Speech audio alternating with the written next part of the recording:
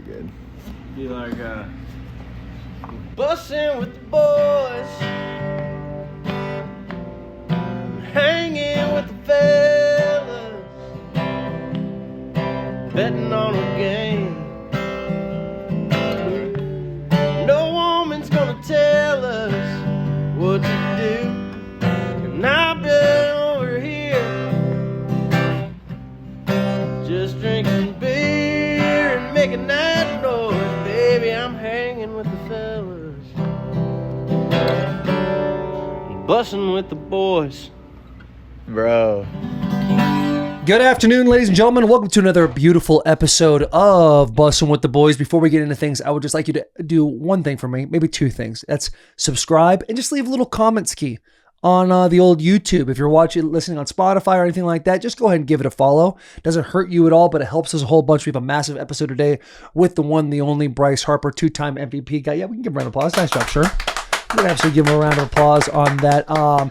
One more thing I want to tell you is massive things coming to the audience in 2026 for Bussin' With The Boys. We're putting a quick bow on that. We're going through some legal stuff, but once we figure out all those things, trust me, you, the viewer, are going to truly enjoy what we're doing for you, because this year, coined by Will Compton himself, this is the year of the audience. Now, a lot of things change in 2026. One thing doesn't. And that's Bussin' With The Boys, presented by FanDuel Sportsbook, America's #1 sportsbook. We got another weekend of college hoops headed your way, and FanDuel's here to give you guys exactly what you need to turn your bets into buckets, the Boost Builder. Let's break this thing down for you a little bit. So you get the Boost Builder to use on any 2+ leg basketball parlay. You can start building your combo, add one leg, add another, because every leg you add increases your boost all the way up to 105%. So you can take it easy. Stick to a 2-leg. Not so fast with Will Compton, though. Or you can stack another 2 on that. Better, closer, warmer to Will Compton. Maybe another 2. Now we're absolutely talking. And take your parlay to the moon. The more legs you add, the bigger potential boost grows. Just open the FanDuel app, choose your college football hoops market, apply the Boost Builder token, and watch the percentage climb with each of your picks. Head to FanDuel.com/bussin to get started. How we feeling, boys? Feeling great. We are the week. So as you guys are watching this or listening to this, we recorded this episode last week. We're also recording this intro from the previous week because the boys, we are going to be on vacation as you guys are listening. Yeah. You'll be up north of the wall. I'll be in north Canada. of the wall. Yeah. I'll be down in Hawaii, hopefully catching some rays, catching some sun, hopefully. And if I could switch with you, I would. So how did the Canada unfold? I love it. Because at first it was Canada and then Canada was off. Right.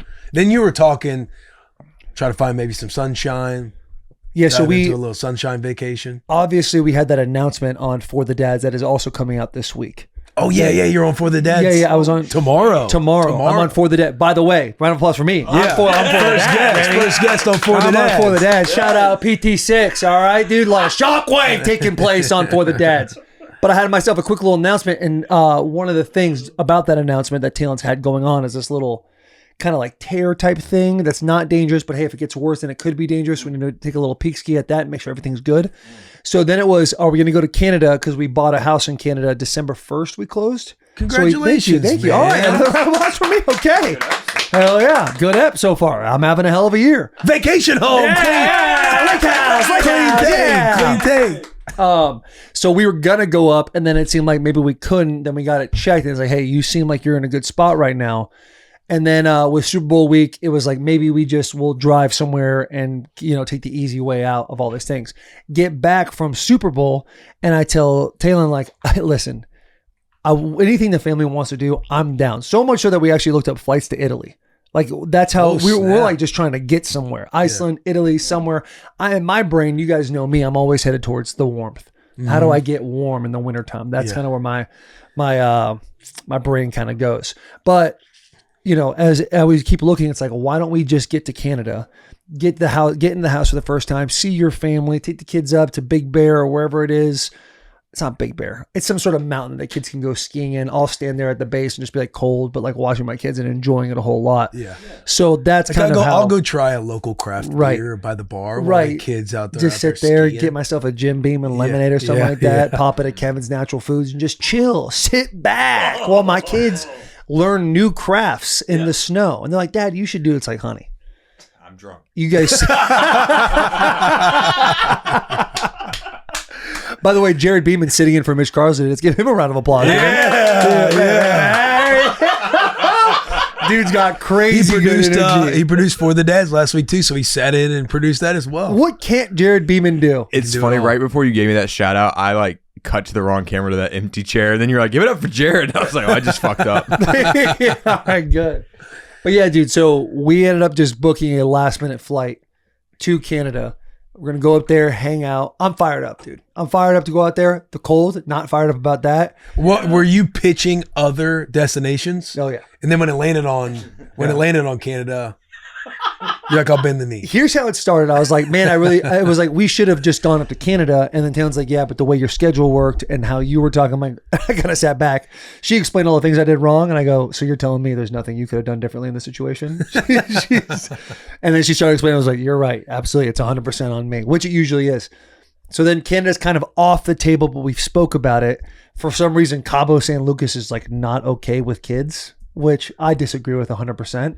Then I'm thinking about 30A, but the weather's not that great in 30A. Then I'm like, hey, St. Bart's, we can just go there. That'd be sick to hit the islands a little bit, get a little tropical on them.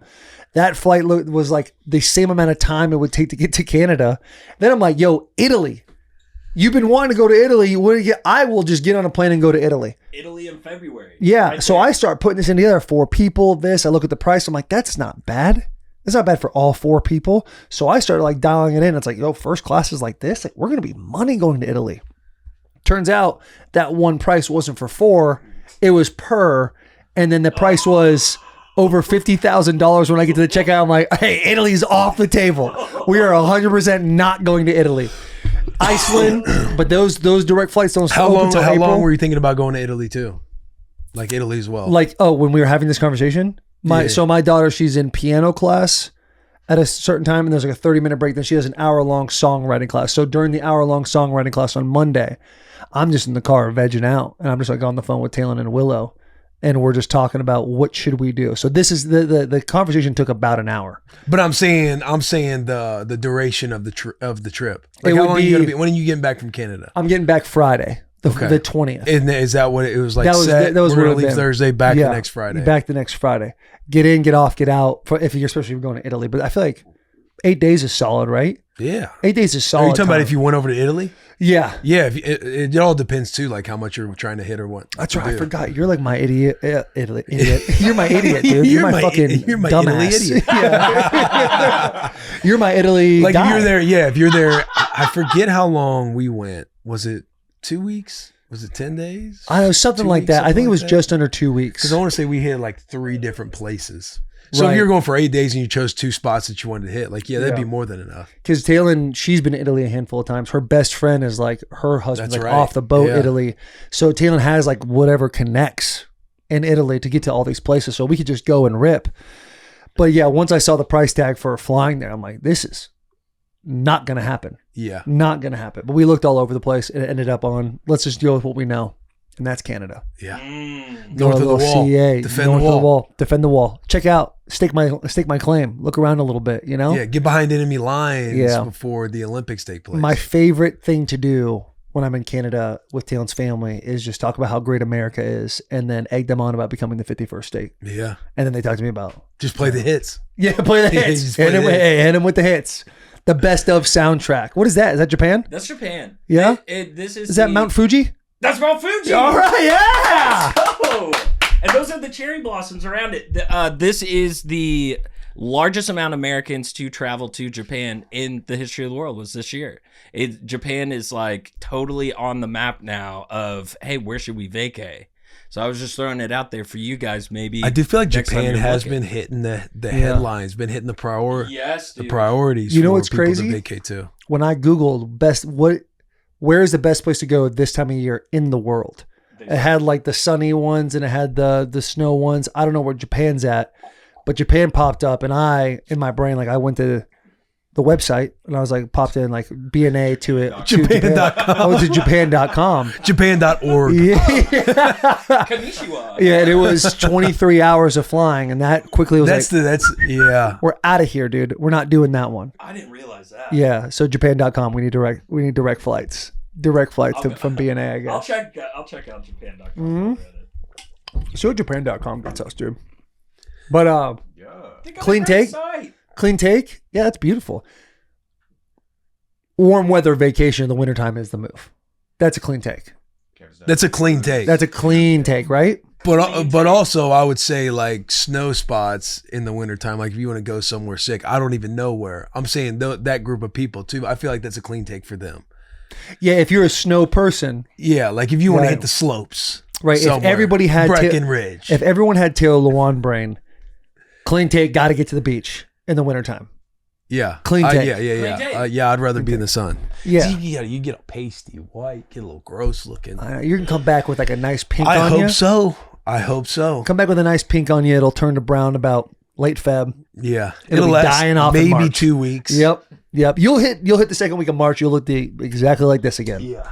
But you have a nice little story arc taking place. It's about to happen with your skin, which is nice. Yeah. Very excited. Very excited. Flying out to the islands. Island, one individual. Island. Yeah. I'm flying out to an island, but I'm saying islands because all the stuff going on right now in the world. You don't want to say I'm flying to an island. What island are you going to? I think the big one. Gotcha. Ooh. I Is think that, we're going. is that the actual title? Kona? Is that an island, Kona. or is that a place? I know in one of the Kona islands? is a Pepper song, and that's a great song. Mm-hmm. So think about that. Did you type in? I typed in the Big Island, which is the island of Hawaii. Oh, See if Kona's on that island. everybody listening to Bussin' Where With is The Boys. Kona, Hawaii? We got Washington Nationals and Philly fans listening like, who the fuck are these guys right now? Look up Big Hawaii. Yeah. Like we said, the year of the audience, we're getting smarter together this year. Yeah, we're learning geographically. I tell you what, step one is, so is it the island, the big one? Big island for Kona? The Big Island is commonly known as the island of Hawaii, but there is also... Sure, type in where is Kona, Hawaii? Not which island is the biggest in the Hawaiian island chain. How you feel right now, Sean? Like I just said, where's Kona? Diamonds. You're talking about which one's the biggest island? Okay, he's misspelled a bunch of shit on this thing. Which one's Kona?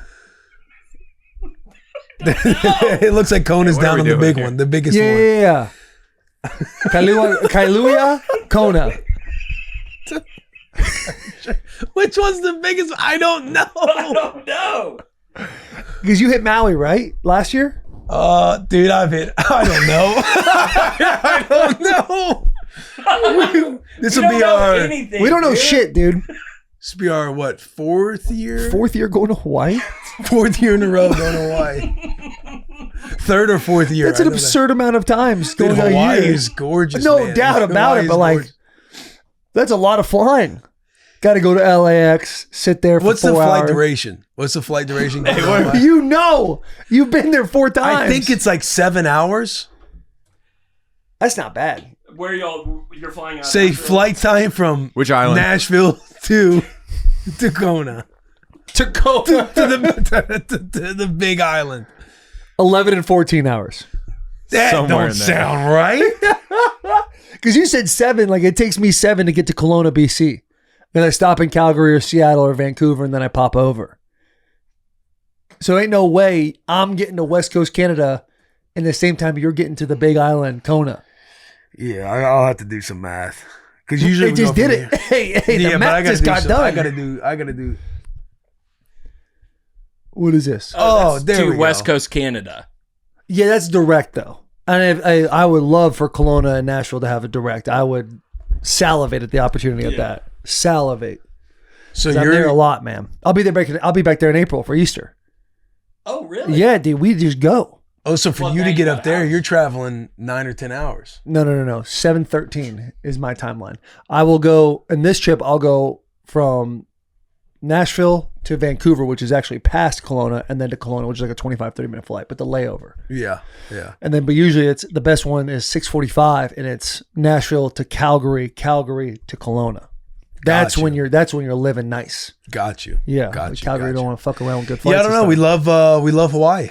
We love getting out to Hawaii. How much- yeah, there's a little bit of suck with the travel, but it's like I've been to Bora Bora. You've been all over the spot. Yeah, we've been You've been Italy. around the world. Yeah, we traveled around the world a little bit. I love that. So it's like there's like short-term pain with the travel and everything else. Long-term but- gain. Yeah, but being there, it's magical. And for Rue and Sky to sit there when they're, in their 20s, they're on a date and they're talking to the individual about like, what'd you do as a kid? It's like, oh, my parents would take me to Hawaii every year. Yeah. We would go fly to Hawaii. We'd go to Italy. We'd go to this. Destin. Yeah. The American Italy. We go to American Italy over and over and over again. Like, that's kind of badass. Yeah, I guess be like, where'd you go? Canada? Yeah. Like, 4 times a year. yeah, 4 times. Dude, we go to Canada all the time.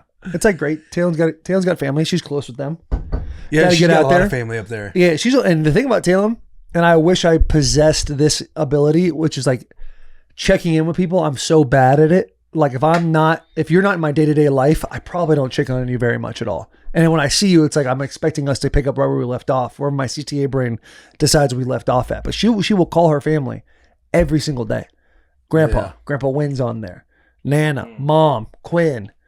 She's talking to them She's keeping up with the fam. all day, every day, Close man. fam. You gotta love that. Yeah, my Verizon bill is crazy, but yeah, you know how that shit goes, boys. Come on, man. You know, If I spent like $288 last month. You know what I'm saying? yeah. You get me having that. If you're trying to pregame Hawaii, Will, Chief of War is a really sick show. I feel like both of you guys would really enjoy it. It's a like period piece of Hawaii, kind of breaking free of all of the tribes and trying to come under one king. It's like Game of Thrones set in Hawaii. Oh, essentially. shit. That's all you had to say. Game of Thrones of Hawaii. That's all you gotta say. I'll tell you what, I love you putting this rec up, but I don't want you to give Will any recs until he watches Entourage. Oh, okay. He's got to watch Entourage. That's fair. Because I do want to watch Entourage. I And it's know. like stuff gets in front of me or gets in the way, and I see a photo. Right, and you get excited. Yeah. You're- Since that's newer, if I go on Apple Plus and see that, I'll be like, oh yeah, I gotta watch this show. Yeah, Somebody told me to Sherm watch was this saying show. we got to watch the show. Have you guys seen Sopranos? Episode. I've watched 2 seasons of Sopranos. Okay, I have now My dad was last a sicko. Sopranos sicko. last night. Tell your dad this. Tell Billy this. He's actually watching right now. I watched the finale of Sopranos last night, the last episode, and buddy, I think it makes the whole show worth it. People hate it. Apparently, people hate it. You were telling me in San Francisco that people hated the I the want to finale. say my dad felt a little. I got to get on His the phone cup with Bill. wasn't full. I got to get on the phone with Bill. If I can because- remember right, when him and my mom were watching the finale when it was airing, Mm-hmm. I remember coming out. I think I was probably playing like WWE or something like that. Yeah. Come out, take a little potty break, right? and it seemed like they were kind of not in love with the finale. And I know Bill and I think similarly, except for now that I have the power of like true internet. When this show came out, the show ends last night, and Taylor looks at me and goes, "Do you get it?" And I go, "Fuck no, I don't get it. Like what? Like that was terrible. Why would it end like that?" Does that have something to do with the gas station? Yeah, no. Is there like pulling up to a gas station or anything? In the last episode, there's a lot of pulling up to gas stations. All right. But the last episode, I'm just trying to remember that. The last memory scene of- happens at a diner. It happens at a diner with his entire family.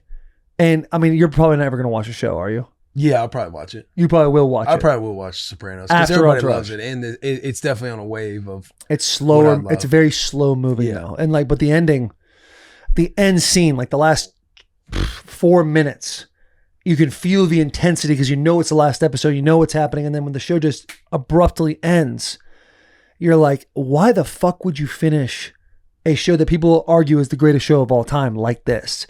And then I like literally spent the next 20 minutes like on YouTube listening to the director and the reason why he did it. And once he was putting the pieces together for me, I was like, oh, that's an incredible ending of the show. That is amazing. What a way to end a show. Because my artistic brain couldn't fathom that is the final scene right there. And buddy, it kind of rattled me where I had a harder time going to sleep that night. But you know how invested I get into things. Yeah, Characters. Yeah. Arthur Morgan. But Ain't yeah, no that- explaining Game of Thrones season 8. Oh yeah, you hated it. Yeah, I think everybody does. Really? It's Yeah, universal. There might be somebody in the comments that says, "Oh no, season 8 of Game of Thrones was good," and they might explain why, but they're wrong. Yeah. You know what I mean? Yeah. Yeah. Majority of people hated season 8. Yeah, and I've always been a guy that has started Game of Thrones, but then I get 3 episodes in, I'm like, this is too much right now. A lot of different webs going on. Webs going on, and I learned more that like that webs falter and break all the time, and then there's new webs that are coming in, and then everybody dies, and then nobody dies, and then one person's alive, and then he dies, they die, she dies, whatever it is. It's pretty insane. It sounds pretty insane, but then I hear about season 8, and I'm like, I don't even think I need to.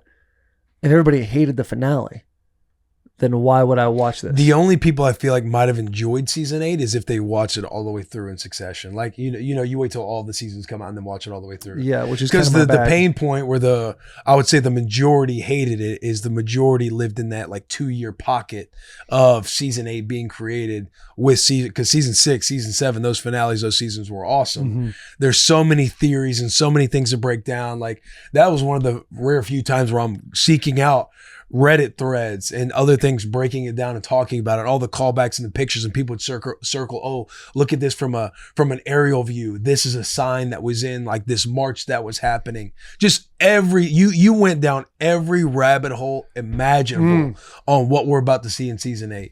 And then for it to go the way it did, no real fight with the Night King.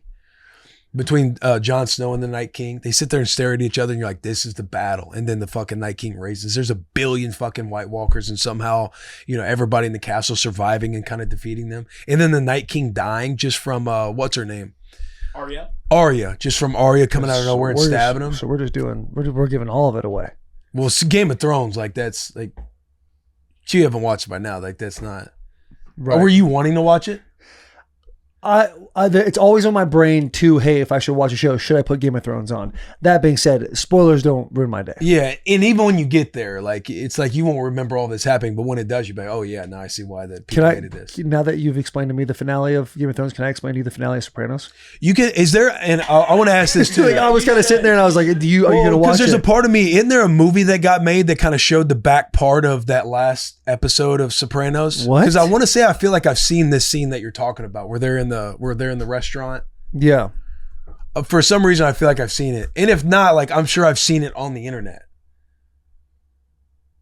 Is there? Because I was talking to Dave Lewan, and he was saying Wise Guy, David Chase in The Sopranos. That's a finale that covers like the making of Sopranos, but I'm not sure. There's something where I feel like I've seen this scene that Taylor's talking about. And then when you brought up the picture, I remember I've seen this scene somewhere. Like, and there's so many clips. Everybody uses so many clips of Sopranos. You feel like you've kind of seen a lot of the show. You just don't know what order it's all in. Yeah, because the show it's 21 episodes a season, and every episode's like an hour long. Like you got to put in time to watch the show, and you get to the finale. And Taylor, she said she's already seen the finale. Like she already knew what the finale was. So I'm kind of going into a blind while she knows. So I'm going to tell you now if that's okay. Go ahead. All right. So in the show, basically before they go into the diner, this ending scene, like his son's having issues, but his son kind of like writes his issues, and he seems like he's on a good track. His daughter, he didn't agree with what she was doing, but then they have a dinner and he's like proud of where she's going. Carmela, his wife, they seem like they're in a really good spot. So you feel as things are going into this last scene that like, oh, this is now a change that's happening. A new season of life is taking place for the Soprano family. Instead of having dinner, which Carmela always cooks, they are going out for dinner because she doesn't want to cook that night. They sit there, and there's this whole thing about he's there by himself alone first. And he's sitting at this diner, and he looks up every time the door opens. There's like a little bell, like an old 90s bell. Mm-hmm. And he would look up and different characters would walk in. Not you would know, but like races, ethnicities, people just walking in. And his wife walks in. He sees her. They have they exchange menus or whatever. And there's a guy sitting at the bar.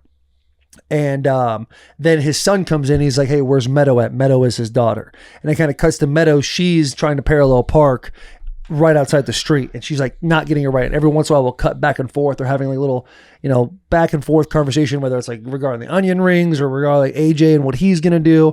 And the guy at the bar gets up and walks to the bathroom. My brain goes to, that's a Godfather type of situation, which is like, hey, leave the gun, take the cannoli type of situation, right? Yeah. He goes away, and like you see Soprano kind of look, and maybe your brain's like, does he recognize this guy? Does he not? But the visual of this man, you're like, I can see this guy being in the mafia based on everything I've watched these 6 seasons. And then Meadow finally like parks the car, and he hears the bell. He hears the door open and the bell ring, and he looks up. Show's over. Cuts to black. and you're just sitting there like, as I'm like, I'm like, my mouth's open, and it's like counting down Big Bang Theory or the Big Bang Theory show, season 1, episode 1. I'm like, whoa, it's done. That's just it. That's the end. And then kind of raises out of bed. She goes, "Do you get it?" I'm like, "No, I don't fucking get it. Like, what happens?" And then we start talking about it. I go down the YouTube, and throughout the show, Sopranos asked, Tony Soprano, he's asked, like, what is it like when you die? What do you think it's like when you finally get taken? He's like, I think everything just goes black. Like, I don't know. I don't really believe in nothing. I just, I think everything goes black. So the idea was he got killed. He got assassinated. And it's up to the viewer to think about what happens after. Because you see people in the show get killed in front of their wives, in front of their children. You see their reaction, and you're just left wondering to yourself, like, how did Carmela, Meadow, and AJ react to all this? Because before this all goes down, this guy named Phil, who's like the mafia guy in New York, he's trying to kill Soprano and kills like his 2 number 1 guys, or puts one guy in the hospital, kills another one. And so they're kind of on the run. They have a secret meeting between families.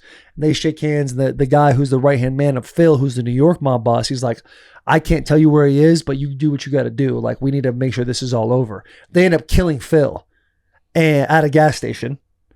And you're like, oh, Soprano's going to win this thing. Like, he's going to become like the next Don. It's the last episode, so you're not going to know how it happens, but you think, okay, he's in a great spot. And then cuts to black. And it leaves you just wondering, like, oh, the last thing Tony Soprano saw was his daughter walking through the door. And then what was his daughter's reaction? What was all that? And I'm laying in bed trying to fall asleep right after that. Like, this is fucking up my day a little bit. Yeah. That's a sign of a good finale, though. That's a good finale. Your like visceral reaction, like, that is a sign. And dude, when I was watching something on the director talking about, I was watching. I hated it at first. I hated it at first, and then I watched like the director, and he's like, the idea of it is he was assassinated, or he was killed. But like, if that finale left you feeling like confused, angry, empathetic towards the family, which were all the things I was feeling in the moment, he's like, then I did my job. That's what I wanted the viewer to feel. And then it's up to you. It's up to you, the viewer, to decide what happened next. Yeah. It's like, fuck. Art. Yeah. Art's crazy, man. Or he just silver-tongued it to where you're like, oh yeah, I guess I felt all those emotions he just said that I had. No doubt, but you know how I work. You can silver-tongue me into bed, brother. If you hated season 8 of Game of Thrones and you had this massive, emotional reaction of anger and disgust and confusion, then I did my job as a writer. yeah. If you're sitting there watching YouTube, you're like, okay, yeah, I guess it was brilliant. Hey, he's silver-tonguing me into hating the finale. That's what's happening right now. Because you're right. So any director could be like, if you felt these things, I did my job. And it's like, yeah. You just say all the emotions, the core 4 emotions. He's like, yeah, I did my job. You're like, oh, fuck, I guess I did feel all of those things. You're confused. I did my job. Confused. If you're angry he starts about labeling everything that you felt. feels happy, it's like, I kind of. If you're hungry, I did my job. Yeah. If you get hungry in the next 24 hours, if you sat up and looked over at your wife and said, what the fuck was that? I did my job. Yeah. That's exactly what I wanted you to feel. The challenge oh shit, now, he got me. A football coach has to do that after a really bad loss. Extremely bad loss. Can you explain that loss?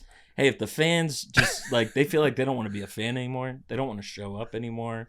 They're confused. They're crying. They're sad. Like, I didn't make the right calls. I did my job. They felt like we were predictable. We're doing our job. We're doing our job. Oh shit. But yeah, dude, it was extend him. Hey, he's playing chess on us. Yeah. That's so funny. He brings up if I would have just said X, Y, and Z, I'm like, yeah, I bought it. And now I'm buying what Will's saying. Now I'm back to fuck that Sopranos finale, dude. Because I'm with you. Like, I haven't seen it, by the way, so I'm just literally assuming. But I would, like, if he does get offed, I'd want that to happen, and then I would want to see the reactions of the family around the family losing their mind. To where they put a bow on it. Right. There's no bow. Not just like mystery or, hey, we ran out of budget. So did you like the movie Inception? I kind of can't remember. Inception, the movie is when you go in a dream within a dream. But the last scene, so he's always fighting, looking at his kids the whole entire time. And the last scene of the movie, he spins his dreidel or whatever the hell it is, his little thing that tells him whether he's in a dream or not. Because if it wobbles, he's not in a dream. If it stays up and doesn't move, he is in a dream. But he spins it and he hears one of his kids go, "Daddy." And he looks up and he walks away. And you just see the end scene, it goes slowly down to the dreidel or whatever it is. And it kind of like does this. but then the movie cuts off and it's over. So it leaves you, the viewer, wondering, like, is he in a dream? Is it real? Was his psychotic wife, was she right? And she was in a dream. She had to kill herself in order to get out of the dream. Or was he correct? And he finally got home, got to America, all the things, and saw his Like kids. which dream that you're in. Right. Are you in the reality dream or are you in this dream? So And is there reality? I would say that what is reality? the difference there is the movie being Inception and the whole concept of it being that. That's where it's like it could be left up for interpretation. Whereas the Sopranos, it's such a... I'll be honest with you, dude. Will took alpha brain today, because the way he's taking these questions and being like, yeah, I really don't know, like he's just answering it. I'm like, fuck, he's right, man. The concept of the movie is to make you question things. Sopranos, the concept is not to question things, it's to have like the hierarchy, mafia. it's Right. Yeah. It's a game. Yeah. I gotta watch shows with this man, dude. He's fucking. He's dialed. He took what'd you take? Alpha Black or whatever the fuck it's called. Those pills. Charles got in a shipment of this bulletproof type of creatine. Oh, you on my Creatine coffee. You on my colostrum And coffee? I tried it this morning. Yeah. I put a little scoop in the hot, I heated up the hot water. Put a little, maybe that's it. Maybe it's the bulletproof. No free shout outs to bulletproof. I mean, dude, is it mold free? Got to make sure it's mold free. I think bulletproof is a pretty good brand. They had a massive run back in, I felt like, what was it, the 2010s? Yeah, but it was Everybody was on bulletproof pretty heavy. But bulletproof isn't a coffee. It was a, like, you put in It's like for, butter, like, you put in certain keto. things. Yeah, it was like a keto. Yeah, like yeah. this, you take this, it'll jumpstart your day because of like, what would you put, like amino acids in there? Like you would put ketones. ketones. Yeah. You would put butter in there and you drink it. Because I was on that for a minute, kind of when I met you. That was when we this. were on the 1% edge chasing. Yeah. Like Christian McCaffrey. Yes. It was back when we were like feeling in our primes of like, how do we just get How do better we all change the game? time? Oh, this coffee's going to help me be Yeah. bulletproof? Yeah. Yeah, I'll do that. We interrupt this episode to bring you Olipop. Olipop is a new kind of soda that combines the classic soda taste with the benefits of a functional ingredient blend to support digestive health. Olipop is reimagining soda with high fiber and low sugar, taste that takes you back. Get a free can of Olipop, buy any 2 cans of Olipop in store, and we will pay you back for one. Works on any flavor, any retailer. You can also go to drinkolipop.com/BWTB. Olipop is sold online and available in the soda aisle and with the chilled beverages at thousands of retailers nationwide, including Walmart, Target, Costco, and Whole Foods. Drink Olipop, boys. It is my personal favorite. We are also brought to you by Rose Sparks. Let's talk boners. Let me explain to you guys why people keep talking about Rose Sparks. You hear stories about dudes saying once they start taking it, their confidence went through the roof. And suddenly date nights felt a whole lot different. After it dissolves under your tongue, you get hard in 15 minutes on average, and it lasts up to 36 hours. That's also why guys on Rose Sparks report their partners were more satisfied in bed, because confidence changes everything. It's something you keep on hand for when the signal starts coming. No stress, no scrambling. So if you want to get hard fast and be ready for sex for up to 36 hours, you got to check out Rose Sparks. Thank you to Rose Sparks for sponsoring this video. Rose Sparks connects guys with a medical provider, which is 100% online, and if approved, treatment ships directly to your door. And if prescribed, new sexual health patients get $15 off their first order of Sparks on a recurring plan. Connect with the provider at ro.co/bussin to find out if prescription Rose Sparks are right for you. That's ro.co/bussin for $15 off your first order. Sparks is a compounded drug product. Compounded drugs are permitted to be prescribed under federal law, but are not FDA approved and do not undergo FDA safety, effectiveness, or manufacturing review. For full safety information, go to ro.co/safety info. Let's get back to this episode. People love the CMC episode. People love it. You've been loving it. I've been seeing people love the fart. Everybody, a great fart. I'll tell you this, man.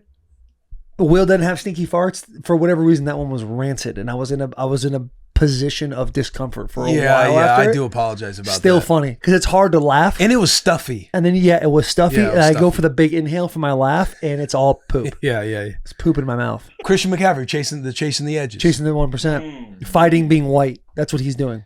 Yeah, He's fighting. He's fighting the process of becoming white because he's doing a great job. But at some point, like, it's not going to be Father Time that gets Christian McCaffrey. It's going to be being white that gets Christian McCaffrey. Yeah. I love how he keeps chasing edges, though. Keep chasing it. Shout out to chasing the edges. Yeah. It's a clean Yeah. take. I thought he handled the power plant questions pretty well too. That's what I was gonna ask. Was there any like off camera conversations? Like, does the rabbit hole get deeper? What's I'll say this. Do you mind? I was gonna say I'll say this, but go ahead. I'll say this. You say it. Conversations always happen after podcasts. Yeah. But that's why they happen after podcasts. Ooh, yeah. Right? Yep. Is that a Kevin's Natural Food clean take? That's clean take. That is a Clean take. If someone tells you something in confidence, you keep it to yourself. Yeah. Kevin's Clean Natural take. Foods clean take. These conversations that happen post pod are with Kevin's Natural Foods. And then when you're eating Kevin's Natural Foods, you can't help to feel a little bit more authentic and dive a little deeper Break bread. into the clean take. Hell yeah. Yeah. Clean take. Clean take. I'll also say this.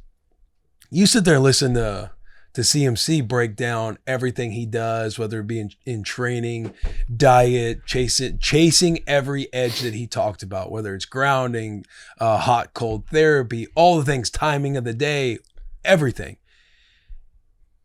You know that group of boys is on to the power station. Clean take.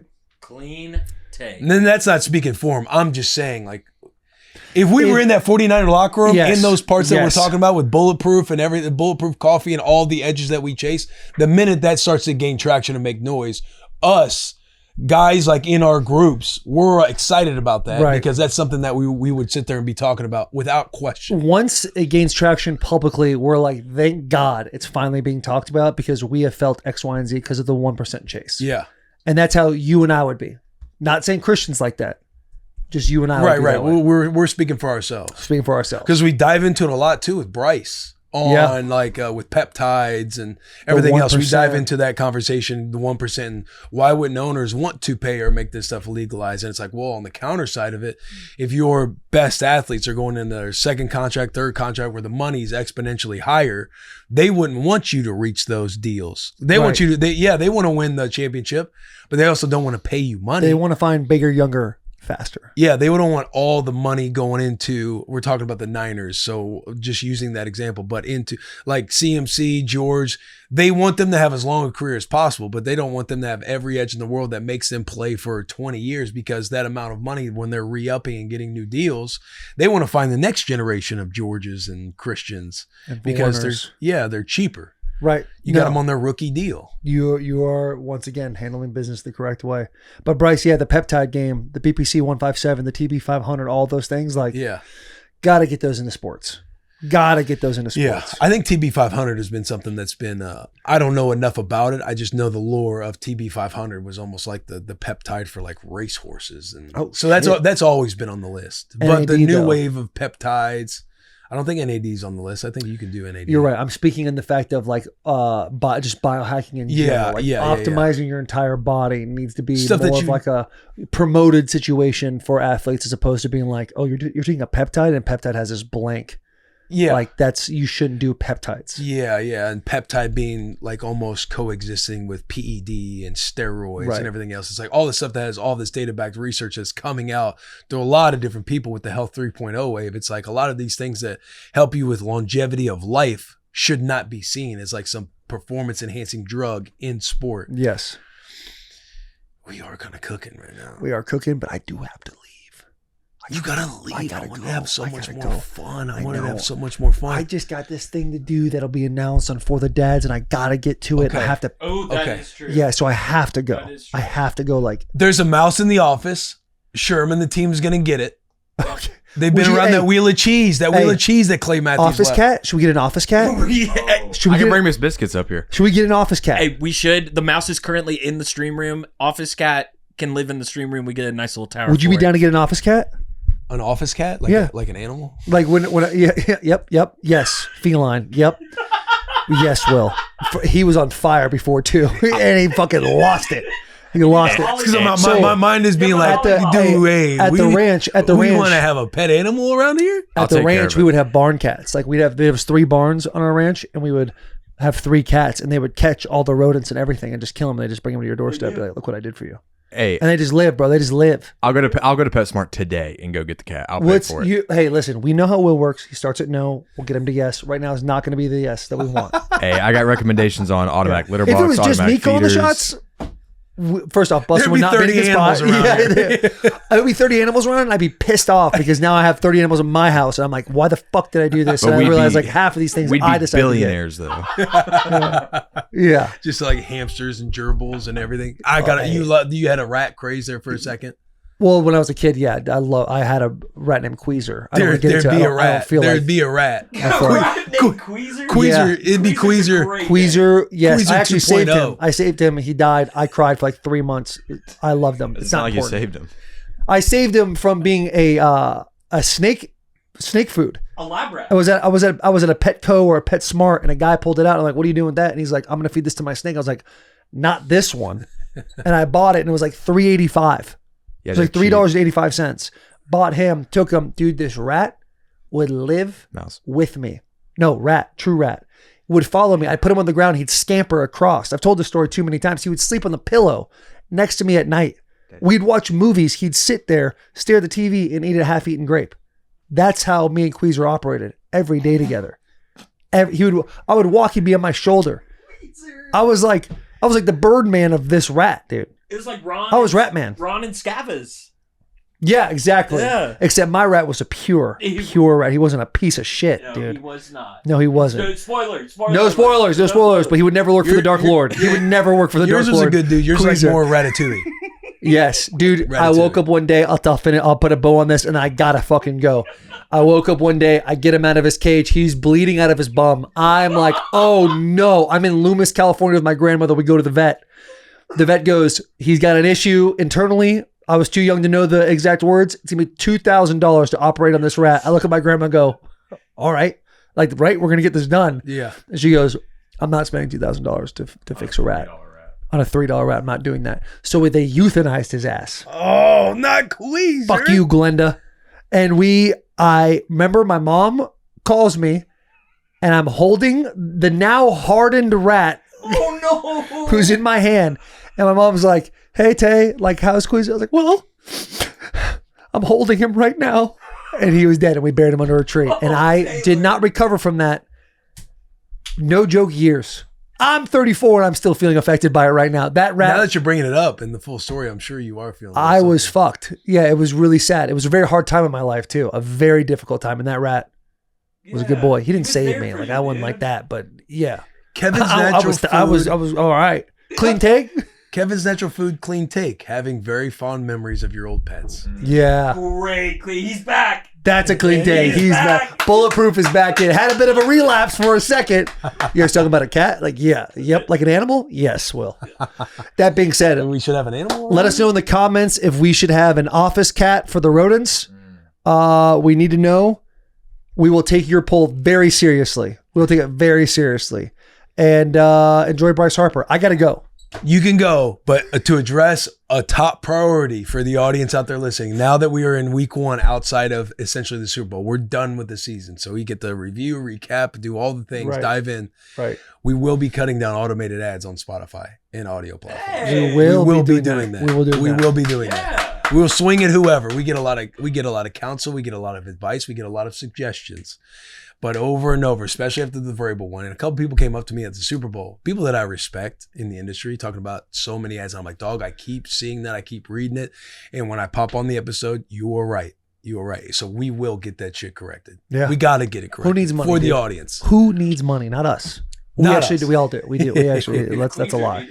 But Bryce Harper's Please awesome. don't need it. If I had yes, I'll tell you what. I'd fucking save him now. Bryce Harper is an incredible interview, and just I don't think we understand, even sitting here with him. Like, I was going back and we're having dinner last night, and I was kind of telling Charles how awesome the interview was and everything else. And you're kind of just sitting there. It's like, yo, this dude was in such a different world. He was kind of like a, I hate saying it because it feels kind of like, I don't even know, but he felt like it was a child superstar based on his upbringing and life just in the major leagues, being coined as already the next like Babe Ruth, Aaron Hanks, just all the big dogs. It's going to be the greatest baseball player to ever live as a teenager to when he leaves high school, in the middle of high school. Just imagine that. And you have cameras in your face right away 24/7. at that age with the expectation, because he talks about, he talked about thoughts of, wanting to stop after his fall season, the first time he was in JUCO. In JUCO, yeah. We dive into all of it. It's a really cool interview, but I sit there and I'm like, yo, he ripped, bro. Yeah, he was awesome. And it's just nuts to think about. Yeah, he was like a prodigy type baseball player coming up. And the thing that when people are in the limelight at such a young age, it's very easy to think, okay, this person is like away from reality a little bit. Yeah. This dude sat down, he was a bro immediately. Like even without having 2 years of the social experience of high school, he was extremely engaging. He was great to the boys. He just like, you'd be like, oh, this dude's been our friend for a while. Like, yeah. He's he a was friend awesome. of the show. Yeah. Friend of the show. When he dapped me up, first thing he says, like, I'm surprised you got out of your driveway. Just knowing like he's a boy, like he's a fan of Bussin. We all are. Content and everything else. I was just like, oh. But it's fascinating to me because you talk about the social life stuff. Like, I wonder at what age it started for him because we didn't ask that question, but just assuming like his social stuff was just blown up from the get-go. Absolutely. Whenever he's taking the mound and people are identifying like, hey, he's got that.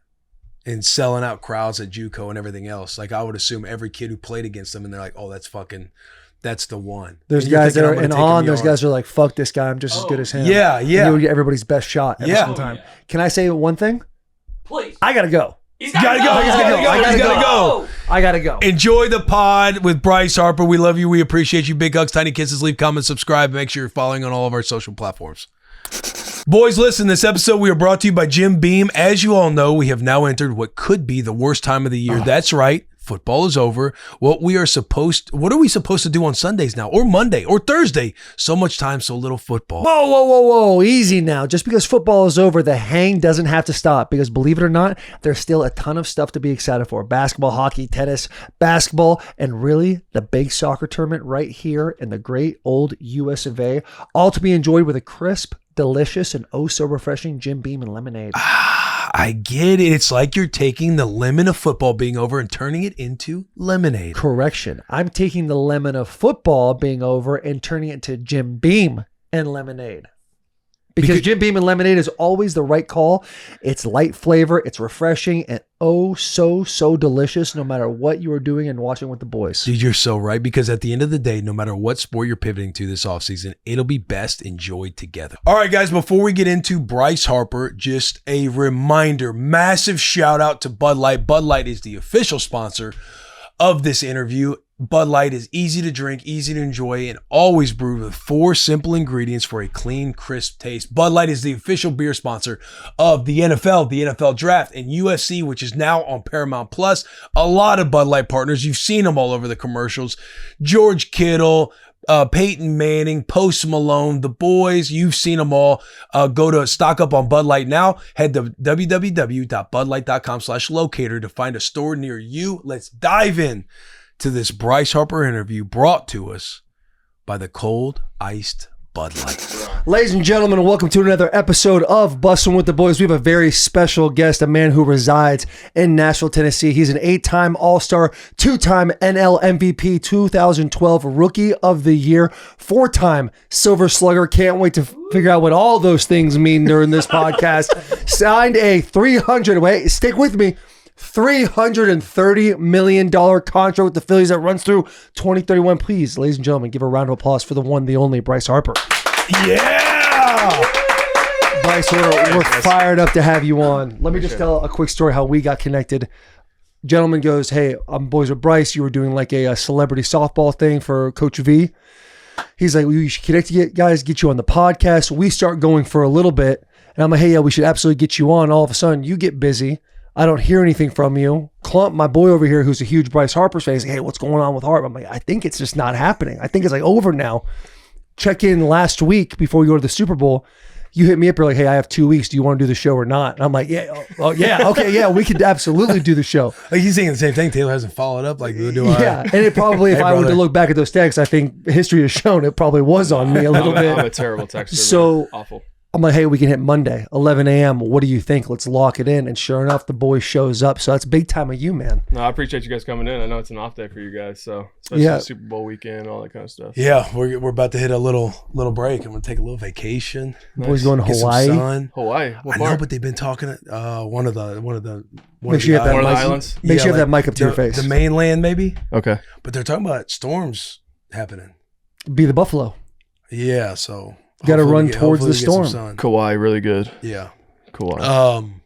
Fun fact: Bryce and I, we used to run the city of Washington back in like the 2012. 2012 era. That's right, 2012 Big time era. Did you guys Redskins. just pass Yeah, ever cross? No.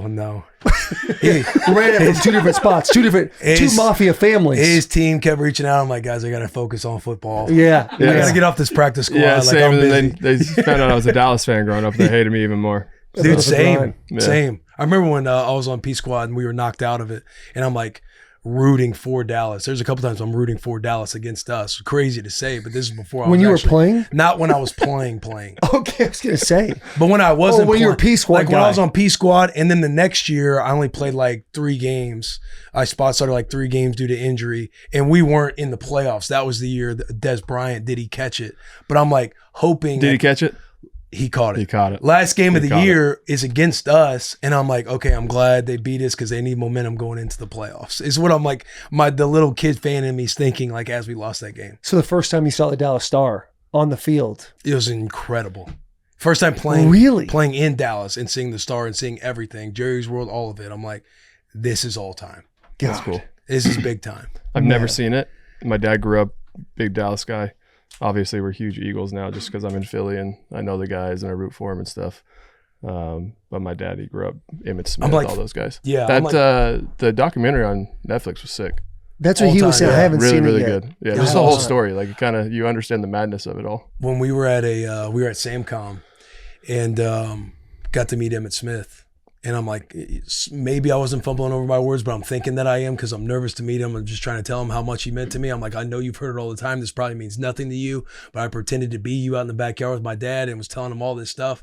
Was super nervous, but meeting Emmitt Smith, bro, Unbelievable. unreal. Yeah, he's a great dude too. You handled yourself well in that situation. I was right there watching. Yeah, and I was like, Like, hey, look at this if you young ever boy. come to Nashville, I'd love to have you on. Hey, he started talking about Nashville. He started to get a little too excited about Nashville. He started to get. All right, okay, Yeah, all right, this is it. he's All right. really. He was like having flashbacks, like PTSD war veteran flashbacks. I'm thinking like, oh my god, and this He's person. like, Nashville. Yeah, dude. Obviously, the NFL, the Eagles, the fan base is insane. Is that bleeding over to the Phillies as well? Like, do you have the craziest fan base of all time there? Yeah, I mean it's such a great city to play in. Obviously, it's a really hard city to play in for a lot of people, and if you're not ready to play there, then don't come.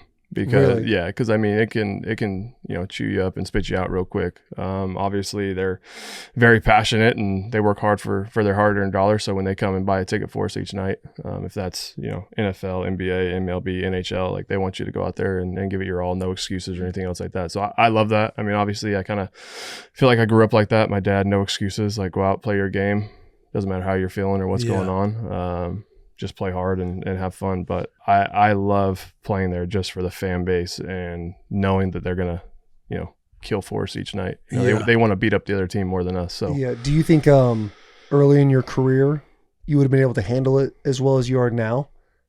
yeah, I mean, DC was such a different vibe. I think it's just different. I mean, I think each fan base is different. So when you understand what Philly is all about, I mean, if you think about New York, Boston, Philly, like just the big places like that fans really show up each night, understand it, they live and die by, if their team wins or not. When you kind of understand it in that perspective, like, okay, I'm all about it. I understand it. DC is just different. It's just it's just different. I mean, it was just a different spot comparative to what Philly is, and I love it. I've said this numerous times. I wish I would have started my career there just because of the way it was. Chase Utley, Ryan Howard, Jimmy Rollins, Ibanez, like all these guys. Just that whole era of Phillies baseball was really cool, and just seeing kind of the fans rally behind them, and as an opposing player going in there was nothing like it. Yeah, it was always fun going to those Caps games when they were in the playoffs. Yeah, NHL. for sure. Before we get into all the baseball talk, because Bussin With The Boys, we're known for our baseball substance. Yeah. We've had some people on. One. Have we had anybody else other than Coach V? I don't think we've so. had any baseball guys ever. No. Because I used to, my first love was baseball. Like as a kid, Silverhawks, might not know. Well, I mean, you grew up in Arizona, right? Arizona. Yeah, so I mean, big it's baseball state. But But I was, you quit baseball. I was scared of getting hit. He said, "I grew up loving baseball." I know, like that was the first. You could have been the white I Aaron used to have Judge. the- I used to have the 6'7", Louis- 290 Dude, pounds. I had the Luis Throws Gonzalez. left-handed. yeah, I had the Luis Gonzalez stance because I mean that's when the Diamondbacks won it. legit. And you like step into the ball. I would just keep my leg out there. I was so afraid of getting hit. That's why I quit football when I was little. That's why I quit hockey when I was little. I was just scared. I don't know what my question was going to be because you kind of rattled my brain. It's funny on when the being afraid. NFL guys come in, they're like, "Nah, dog, I ain't trying to get hit, Bro, like, no it's chance." And insane. I'm like, guy coming over the middle, like, you know, Something like. about that little ball just ripping by you at 100 miles an hour. I mean, I got Like, hit. all right. I got hit in the face, 4 years ago, and with 98, just bang, and it was one of the probably the scariest moment on a baseball field I've ever had, and it took me a minute to come back. But like, I don't know, like just coming across and Ray Lewis just absolutely dominating me. Like, I don't want no part of that. I mean, I've been You know? dominated on a football field as well. That's no fun. Yeah, But something about you, like, yeah, it's the little ball Yeah. just cruising in there, and it does all these weird movements. What was going through your mind when you got rocked in the face? Sleeping. Like, is my eye still? Is my eye still there? Am I gonna have so that brain was the biggest damage? thing. So like I went to the ground and I pressed on my face as hard as I could just to see like if it was broken, and it wasn't. And I mean, I definitely had a guardian angel over me because there's no chance. Like, I mean, I've seen guys get hit and just their face is gone, you know, like surgery here, surgery there. I had nothing. Is that one where you're like, you hit up the pitcher or something? You're like, yo, what the fuck was that? I actually felt bad for him. He was a rookie and it kind of just got away from him. I think he was in year 2 maybe. But I actually texted their manager at the time and was like, hey, like, tell him don't worry about it. Like, it's not a big deal. I don't want this to like ruin him or mentally like mess him up or anything. I really felt bad for him at the time. Just, I mean, obviously it sucked getting hit in the face, but I was kind of worried about him just because I didn't want that to kind of determine like the rest of his career. Yeah. You know what I'm saying? One sales, he smokes Bryce Harper. Yeah, no, I Yeah. mean, and the problem was too, he smoked the next guy too. So he was, I mean, the game just sped up on him a little bit and it just got kind of crazy for him. So Kid got rattled. a little bit, yeah. Yeah. He's still pitching now. He's actually with the Phillies now. So Is he really? we just signed him, I think, to a minor league deal. Have you so talked to him about it? I haven't. No. Yeah, that'll be a fun conversation to have for sure. Shook hands, he was like, Hey, good to see you, man. You see, I still am very handsome. So thank you for not fucking me My up eye's too still bad. here, man. Yeah, no good. doubt. Hey, being in Nashville, here's a dub. Yeah. You're gonna want this dub right here. So yeah, you were saying we're not going to talk about baseball because We got something else. we There's got something Nashville cat. bigger. There's been some opinions in Bussin in Right. recent weeks about Mexican food scene, restaurants. So, start with the first question. What is your opinion of the food scene in Nashville? I think it's okay. I mean, it's not. It's not bad. He didn't say bad. Yeah, you're right. And It's okay. I think it's good. I've fallen back on that opinion. That opinion of mine was like a too strong opinion. You're like you're talking to the boys and you're on the lockers. And you're like, oh, I'm wrong. Yeah. Now I'm like, okay, yeah, I could see where saying bad is not. That's not what Nashville is. Nashville has definite blind spots. I won't say bad. I mean, I think it's okay. Like I mean, obviously we've all traveled around the country. Like I would say there's probably better. Yeah, with just being in Cities. San Fran was. I mean, San Fran, Sweet Scottsdale, LA, Miami, New York, Philly. I mean, Philly's got one of the best food scenes in America. You get around and eat at a bunch of restaurants in Scottsdale? I mean, when I'm out there, Yeah, like, because they do you do spring training in I'm Florida, in Florida. now. Yeah, but like, I mean, just traveling out there and playing and stuff. Right. But, But you've spent some time in Scottsdale yeah, eating food. yeah, I like What- it. Well, if I said the name Zips to you, I would don't know. Yeah, I'm sorry, man. I mean, how far are we into this podcast? Hey, Taylor, it's not even close, dude. It's do you not even mean? close. He's got a couple more. Do you think that you can find good food Mexican food in Nashville? in Nashville, Yeah. I think there's one place that I've been to, and I had it last night for the Super Bowl. But like, I mean, it was burrito tacos, and I thought they were very, very good. You know the name of the spot? It's in the Gulch, and they had a truck in East. I can't on the top of my head because I mean, it was the first time yesterday having it. One of my buddies ordered it for us. Look up Gulch Mexican food spots. And he talked about some of the best he's ever had. No, it was that used to be a tortilla factory, and now they changed it into a restaurant. The one's kind of white tablecloth a little bit, I think they said, and then the truck in East was really good. They said, but I think they're Michelin recommended. I'm pretty sure. Michelin recommended Mexican food to me. It doesn't. I agree. Those don't sit together. I agree. But Yeah. like, this wasn't like, so this wasn't like sit down like white table. Like they have that type of restaurant Yeah. for like, they have like a steak there or like mole or whatever, all that kind of stuff. But the burrito tacos were top notch. Okay, Yeah, very good. I'll have to look into that. a beloved restaurant. But everybody thinks about Noco, right? And I don't like a Noco. beloved restaurant. I don't like it. Bussin' With The Boys is Noco. Yeah. Partner Kase, very good. But the Noco, like everybody's on Noco and I'm just not. And you're like, no, it's overrated. I And think just so it's we're clear, decent. Noco is the East Nashville on the curve that JP was Yes. talking about, right? Yes. I don't Everybody want says to go there piss for- people off in Nashville yet because I've only been here for freaking eight months. Yeah, But, yeah. like, I mean, they shouldn't get mad. Just like give you an opportunity to like, hey, let's show you. what's what the it best really city in does. America for food, you think? Dude, see, here's I don't my think I've problem been to is enough I have spots. opinions. Like Nashville, I think there's blind spots of food, but I'm not like a foodie. Like not I'm a from guy Vegas, that- born and raised, and like it's decent. Okay, because Decent. people go, hey, See, I would go Vegas to Vegas. is Like, world Vegas class. got some good food. Yeah, But like you're talking about the Strip and all these like, it's just like high end spots. yeah, but it's all the same stuff that you can get all over the place. If I go into a city and I have one good place, I'm like, oh, this like city San rips. Fran, best yeah, exactly. dude. San Fran, best Greek food I've had is Kakari, like by far my favorite. Like You've been by to far. Greek Cafe in Nashville? Greek Cafe kind of I nice, was bro. telling them about that. I was telling them about Greek Cafe. Dude, they load your ass up. Yeah. I'll tell you what, Abba is a nice little spot over in no? You don't think so? You could just tell the way he uses it. Like even restaurant lingo, he's like white cloth. It took me a minute to be like, okay, white cloth I think is nice. Do you realize He too, knows like, he knows food. how many different angles he just kind of hit around us? He's like, oh, one of the best. okay, I'm just some gonna of pull, the best like, tacos throw this- I've ever like, had in my what's your life. favorite burger? In and out. You do Five like Guys? In-N-Out? Oh yeah. So you're a Five Guys? Oh man, Where you you're at? paying so much for Five Guys, man. It's all right. It's an Like, incredible burger. All the But toppings, that's everything not else. fast food. That's fast casual. There's no drive through. So that's where the Wow, is it okay. fast food? Yeah. Okay, Where's your stance on the best burger? In-N-Out. Yeah. I'll tell you See, what, I think we could In-N-Out's eat good, together. not great. We could See- eat together. But the thing about In-N-Out, like, so the other night we were going to In-N-Out here, and it was like a 4-hour wait or whatever because of the line. And I was like, I'm not waiting that long. Like, it's not gonna happen. So I go up to the front, paid a guy like $100 to take my order. He did it for me, but we got the wrong order because they were the first time at In-N-Out, and we got their order, and they ordered they got a double plain with pickles. Yeah, that's, And so I'm thinking about like people love Whataburger, and I'm like, if Whataburger has to have Whata chicken, like then if they have to sell anything but burgers, then it's not very good. But like people in Texas will die on that. They love it. People will, yeah, people in Texas Yeah. because their ketchup But there's a is not certain good. way to order In-N-Out, and everybody's always like, oh, you can't do it like that. Like you have to order like the actual burger with the fries. Like I think they have some of the best fries, and people are gonna kill me for that. But if you get well done fries from In-N-Out, unbelievable. Oof, see, that's where I kind of fall back a little bit. That's where I bend the knee when the argument comes with In-N-Out. It's like, yeah, the fries. If A you get little well done, lackadaisical. if you get well done fries, I'm telling you. These I rip with the animal See, fries. I don't like those. Okay. But I like grilled onions on my burger. Nice. So I do 3x1, grilled onions, pepperoncinis on the side, mustard on the bun. That's an order right there. Being a DC cat, we'll vibe on Shake Shack. Hold on before you I go to don't like Shake Shake Shack. Shack. What? See, not I honestly, I kind of You like their fries?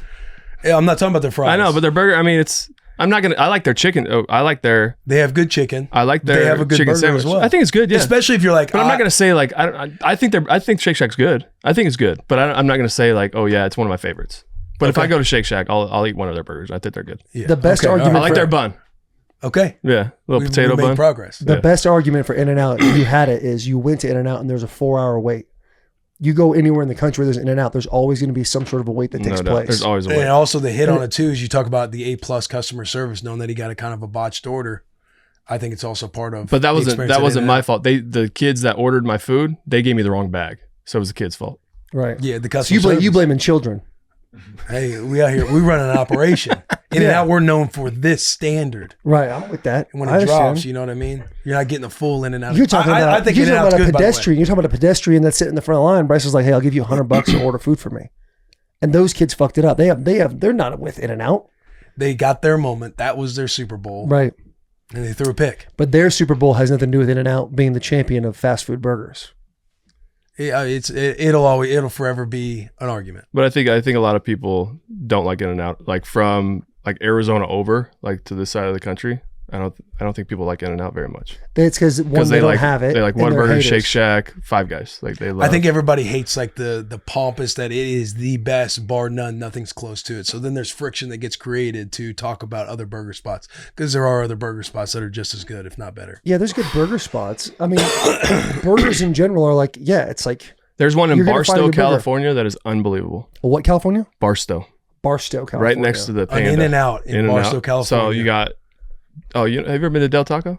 Oh yeah. You like Del Taco? I'm you ever a fan had? of You Del ever had their Double Del? No, I have not. Yeah, so their burgers are actually pretty good too. When I was Okay. growing up, I mean, Del Taco. not anymore probably. I mean, Yeah. I haven't had Del Taco in I don't know 20 years, but Dude.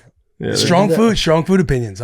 Strong food. I And love he food. I seems do. like he's a Yeah. well-versed individual with this food. Like my range is like burgers to middle class eats.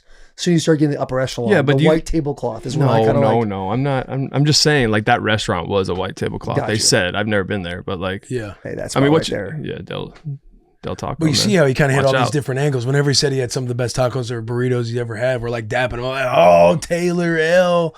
And then he's like, oh, Nashville. When you walked out, he's like, yeah, I mean, Nashville food, pretty subpar. And I was like, oh, God. And then JP's like, hey, JP comes in like, hey, you ever had Noco? He's like, "Pff, overrated. And JP's like, oh, God. I'm like, oh, my God. He's hitting all these different Yeah. So angles on us. I catch my L, I walk Yeah, out, pretend to take like, a phone oh, call. L. I hear him say that, I gotta get out of here. I walk out, and he just proceeds to kill everybody else in the Yeah. food takes. Yeah. But like I mean too, like what, like if you're having a steak, like where are you gonna go get a steak? Here, I think, yeah. Franklin Farmers Market. Cane Prime, Cane Prime. Yeah, I think Cane's good. Rubes. I think Yeah. Rubes is good. But like you think Bourbon? you can make it, you think you can make See, hey, I was just messing with you. I was just hey, the scenery in Bourbon's nice. On the Love the top scenery, view, bro. you get to see Overlooking all the city. Nashville. Beautiful. And as far as like the apps menu and the shareable stuff, like it. You ever the been French to fry, the French fry you ever been apps. to Down 40? Nice shot. Yeah. That is a slippery slope. This podcast is about to suck the rest of the time. Dude, we did a pod with Josh Allen. It was 25 minutes of us just like uncomfortably trying to get each other dick jokes. And then we got done with the pod. We're like, this show was not very good. Yo, the Phillies one was great, bro. Dude, the Phillies. gosh. Poor Jack, thank God he's not here. That was He so actually had to take a good. leave because of that. Yeah, that was so He had to good. take a leave. Best cheesesteak in Philly. Which one? Angelos. Is Angelo's the one that Big Dom was trying to put us on? Yeah, I think so. Yeah, It was Angelos. closed that day, right? Really good. I haven't been yet. I haven't been yet. Yeah. Fire. Yeah. Damn, Mitch. Yeah. I think. I mean, I've been to Angelo's and I love it. And the pizza at Angelo's. Like a Really Philly- good. But the thing is, I like cracker thin, like crust pizza. And I mean, I think Angelo's is really, really good. Tacanelli's is great. One of the What's your best. favorite pizza out here in Nashville? Folk. Folk. Okay. Yeah. So they have like a sourdough. All right. It's really good. They do a good job. You don't know what folk is, do you? I don't. I haven't had it. No, What's it's your good. opinion about like Nashville pizza? I think it's the folk one was really, really good. Okay. But I haven't like. Is that it right there? Looks like it. Yeah. It looks thin to me. Yeah. That's really good. See, pizza's another bar. It's like I the like, bar's so low for pizza. Like you're gonna have it, and you're like, yeah, this pizza's good. but like I think deep dish is terrible. Agreed. yeah, So like that's more Chicago of like a deep dish is tourist. awful. But Yeah. like there's a place in Chicago, and they have cracker crust, like thin crust pizza, and it's legit. You ever had Emos in St. Louis? No. Cracker crust. It's thin. Yeah. Squares. Is it good? Yeah. Provolone cheese. Emos. I'll get you hooked up. All right, sounds good. Maybe Bro, we we had had- a frozen chicken. Appreciate you. when we were in San Francisco, we were going to Alcatraz, and this guy was just on the boat asking people where they were from, and they'd be like, he's like, oh, I'm from St. Louis, Missouri, and the guy I just said started, Bonterra and he had no clue. no clue. He's like, what's close? But this city? dude had like he was on the spectrum clearly, and he just knew like you would say like a city. What, that's wrong? Well, I'm just saying you said it and you did the thing. You looked over at me for a second, so I just held my face. And then now that there's a crack, it's like, oh, okay. Was that the? Okay. Keep going. You got Dude, it. he was on the You're spectrum, fine. and his superpower was knowing cities and all the places to go and eat, and that's what he was doing on the boat. And he said, "Emos, next onward, fucking onward." God damn, bring up autism. Everyone's like, "Oh shit!" It's like that's a superpower. Having autism. Yeah, I mean, Oh, he was you murdering ever watched the movie you. Accountant? Yeah, yeah, No. yeah. Oh Unbelievable. yes, I did. I seen it recently. Unbelievable. Ben Affleck. Yes, sir. There it is. Yeah, There you go. I was searching. You're not a my movie guy? brain. I do love movies, newer movies because of having kids and all that. Yeah. I don't get it is the way I want to now. Yeah. But yeah, I mean, I mean, I haven't been to a theater movie in a long time. That sucks, man. Yeah, I hate because that. theaters, sitting down like my rookie year in Nashville, like every like Thursday afternoon, I would go solo to the movies during the season and just sit there and watch whatever they had and just popcorn, Love that. big can of nicotine. That was I went a couple weeks ago. Zootopia. How 2. good? Incredible. And yeah, amazing. I saw Housemaid. Housemaid. How on Netflix? Nah, me and my wife went. It was really good. Isn't It was there gnarly. Something like that. I thought it was on. I thought I saw it on No, Netflix. it's on. Like Oh, you can, okay, yeah. You can get it. Have you guys been on F1 yet? Movie? I Yeah. haven't seen Yes, it yet. bro. Buddy. Watched it. Last one I Watched watched, it. like Good. sport wise in the movies though, was Ford versus Ferrari. But Very that long time movie's ago. incredible. Legit. Yes, that Yeah, one probably really good. edges out F1, but Brad Pitt in this F1 movie is unreal. Yeah. So baseball. Yeah, yeah. Are we getting there? Yeah. We don't have to. Yeah, it's really good. How is it, dude? Just playing in the major leagues and shit. Major leaguer. Grande leaguer, man. Grande leaguer. How is dude, I mean you quit high school. You said I'm gonna just grade out of this and be done because of baseball. Like you were called the chosen one at one point in Sports Illustrated. What kind of pressure was Which that like is as a child? nuts. Dude. Yeah, You're what, a sophomore? baseball is LeBron James. that's what they said. Yeah. Yeah. I mean, I think the thing was that, so when we were going through it, I mean, I grew up playing football, baseball, basketball, snowboarding. Like I did everything. Like it wasn't just baseball all the time. And, you know, my first love was football. Like I loved playing football. And then obviously I got to high school and it was kind of like pick one. Like, what are we going to do? And I picked baseball and it was very hard to walk away from a lot of other stuff, but obviously baseball took over and it was what it was at that point. High school baseball in Vegas just it's okay. But like as you go and play on travel ball teams or tournaments over the summer, you kind of realize like, man, it's kind of hurting me a little bit playing high school baseball. Because I'd go to these other tournaments and I kind of would get dominated a little bit, but also like play well sometimes. And so me and my parents kind of sat down and was like, what could be the next step? Like, what can we do? I did really good my freshman year, did really good my sophomore year. And then we talked to a coach over at CSN, College of Southern Nevada, and I took my GED, tested out of school. And that was a tough thing for me too, because I mean, you're giving up your junior and senior year of high school, right? Like it's supposed to be the best years of your life. But Yeah. I was kind of a ghost in high school. I was kind of, I'd go to school, do my thing. I'd work out all the time. Like I had early bird weights, lift after school, and then like have baseball practice and do my thing. So it's kind of, I wasn't really missing out on much besides hanging out on the weekends with my buddies and Having that group of friends that you rock. yeah, with. like, I mean, but a lot of my friends, played baseball, played other sports, and went to a lot of different schools across the valley. So I'd go across town, hang out with them, come back to my school, all that kind of stuff. So, but the transition into JUCO wasn't as easy of a transition as it kind of looked. It was probably the most pressure I'd ever been under in my whole life, even now to this day. Just because, you drop out of school and then it's like, you have to play well, because if you don't play well, like there's nothing else. And all these know? headlines and this idea of you was already there. For sure. correct? When were those headlines starting? Because you talk about I was I probably played all the sports, and then you get to your freshman year and you have to pick one. yeah. I know in Arizona, people were like with hockey and baseball. It was like you get to like 10. Essentially, you have to be like all in on one thing. So it sounds like you were just good at everything, and you're like, I guess I'll just be great at baseball. No, I mean, I just think my dad wanted me to be an athlete. I think that was the biggest thing. I think that's what kids kind of lack nowadays is like all the parents think their kid's going to be the next Mike Trout or the next, LeBron or the next Joe Burrow or whatever. I think they kind of lose the side of the kid, of like letting them be a kid, understanding that they have so much time to be great at what they want to be great at. Maybe the kid actually wants to play piano and he wants to be great at piano. Like you never know, right? And so I think that's the thing that my dad never pushed me to like do something. I always wanted, I'd come back on a weekend, I'd play 6 games, and that Monday I'm like, Dad, let's go hit.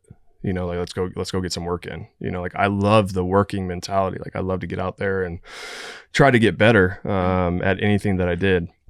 And so for me, like just understanding once I got into high school, like it kind of all started when I was like probably 10 or 11 years old. And By traveling around playing travel ball? yeah, so my first competitive game I played at 7. against 10-year-olds. Like, it was just like, I was very competitive from a very young age. And I wouldn't probably wish that on anybody, because like, obviously, like, I loved it, but I don't know if many people want to do it for that long, right? Some guys get burnt out, or they don't want to do it anymore. By the time they're 16, they're like, man, that's way too much baseball. I mean, I had so many buddies that were really good that got burnt out because their parents just hammered on them all the time instead of like hammer, love. You know, like, I always think about that. Like, my dad, like, he'd hammer on me, but also he'd pull me aside and be like, hey, I love you, kid. Like, this is what it's all about. Like, this game might not last forever, but, you know, we're family, we're blood, we're all this kind of stuff. Like, so we're in this together kind of thing. That's awesome. And so, you know, once I got to that point, you know, I got into junior college, and like you said, like, the Sports Illustrated came out, and that's kind of a blessing and a curse at the same time. It's really cool, right? Like, you want to be on a Wheaties box, you want to have a Topps card, like, It's like what you think about growing no up as a doubt, kid. like, you want to be on Sports Illustrated and all that kind of stuff, but it comes with a sense of, you have to be good. Like, it is what it is. Like, you have to show up, or, you know, you're going to be the biggest story in sports, and you don't want to be a bust. You don't want to be the next bust, or, you know, everybody talks about you for 20 years. Like, oh, hey, what if? What could have been with this kid? Right. And focused. You know, so I think getting there, I was playing against guys that were, you know, 5, 6, 7 years older than me, because there's a lot of, you know, JUCO drop back guys from, you know, D1s and stuff like that. We had a really, really good team. So we had a lot of drop back guys from D1 that just couldn't make grades. And so I actually got dominated in the fall, like, and we were wood bat. So our division was wood bat. Everybody else was aluminum. And so it kind of gave me a sense of like, hey, this is real baseball. Like, we're playing wood bat. We don't have aluminum bats. And so, I mean, I came back and said to my dad, I don't want to do this. I want to go back to high school. And so we actually met with principal, AD, my coach, everything. And they were like, you can't come back. You test it out. And so I was like, This is after your first fall in this JUCO? is my first fall in JUCO. Okay. And so they were like, you know, you can't do this. And I'm like, man, all right, well, I got to figure this out. And so obviously I figured it out and had a great year, but it was tough. It was probably the toughest year, knowing that, like, either you have to be the number one pick or there's nothing else. Right. And so, like, you have to be the number one pick out of junior college. And thankfully I had a great coach, great guys around me. My brother played with us as well, so I had him all year. But had a lot of guys that had my back. And I think that was the biggest thing going in and playing against all these other teams and all these college guys was, you know, I got chirped at a lot, which was great. I loved it. You know, that was probably the best time. But yeah, I mean, a lot of guys came in and helped me a lot. And so it was nice to have a group around me that, like, kind of pushed me along as well, you know, because I don't think I would have got to where I needed to be without, you know. How did some of those conversations shift mentally for you when you're not around the group of guys? Obviously, you have a good group around you. You got your dad. It seems like you have good people that surrounding you. But also, when you go back home at night and you're thinking to yourself, like, what were some things that helped you on top of that? Because a lot of that self-talk stuff that athletes have and go through, I would assume too, it's like, yeah, you're around guys that are lifting you up and everything else, but when you're driving home and you're by yourself, like, a shift has to happen, like, you know, from within, from yourself. Yeah, I mean, I think, you know, obviously, I think, like, motivation, it comes and goes, right? But, like, having that determination to be great always has to be there no matter what. I think that's in life today too, right? Like, I mean, there's certain times where you do a job or you do certain things, you're like, man, dude, I got to get in there again, got to get it done. I mean, you guys know, like, season gets monotonous sometimes too, doing the same thing every single day all the time. And staying consistent. For sure, you have to stay consistent with what you do. So, I mean, consistency is key to being great every day. And so for me, like, good day, bad day, I had to be the same guy, because we had, you know, 1,000 scouts at every game. Like, I obviously was 17 years old and made a lot of mistakes when I was 16, 17, 18 years old. It just is what it is, right? High school kid, on the field, off the field, like, it is what it is. But for me, like, understanding, like, this is what I have to do. This is the dream. If I don't do it, then I'll be working with my dad side by side, you know, building hotels in Vegas. And that's not terrible, but, like, it's not the dream that I had for myself. Yeah. So What was that conversation? Like, who came to who when you're in high school and you made the transition? Like, who started that dialogue? Was it your dad that started that, or was that you being like, hey, seems like the next step for me is this? Yeah, I think it was a family decision at that point. I mean, obviously my dad, so in America, you have to be out of school for a year to be eligible for the draft, or you have to test out and go to junior college. So I could either go and play in Japan, I could either go play in winter ball or in the Dominican or something like that overseas, or I could go test out and go to junior college. And I played for a great coach in junior college. And so it was kind of, we went and met with him, told him, what it was all about, what we thought. And he goes, absolutely, let's go. Let's roll with this. And, I looked at CSN. I looked at 2 schools in Texas as well at the time, a school in Oklahoma as well. And it was just nice to be able to stay at home, being able to be around my family. I think it would have been a lot different if I was going somewhere else. So making that decision, we talked to my advisor at the time, Scott, now my agent. And the big thing for him was me getting out of school to have the opportunity to be on a big league deal once I got drafted. So after my year, it was minor league deals only. And so big league deal means you're right on the 40-man roster and you have a chance to be up in the big leagues within, 2 or 3 years if you play well. And so that was the last year me getting drafted was the last year for that. And so there was a lot of things that kind of went into our decision. And obviously there was a lot of people that were like, you're crazy. You're robbing this kid of 2 years of high school. He might not be this guy. He might not be this guy. But I love that notion. Like I love people kind of saying this about me or saying that about me and then, doing my thing and not really worrying about it. But having the group around me that kind of helped me get there was huge for me. Which is wild because you're in such a, it's like a one of one type situation. You know what I mean? Like not going to high school, getting out. Do you ever look back and think like, I wish I would have stayed in high school? Obviously it's all worked out. But are there parts of you that's like, oh man, I should have played football. I should have done more sports, knowing that maybe you could have still accomplished or been where you're at now. Yeah, I mean, my dream was to be a two-way guy at an SEC school, like somewhere, and being a two-way guy. Like that was always like my dream, like playing football somewhere, playing baseball somewhere. Were you a beast?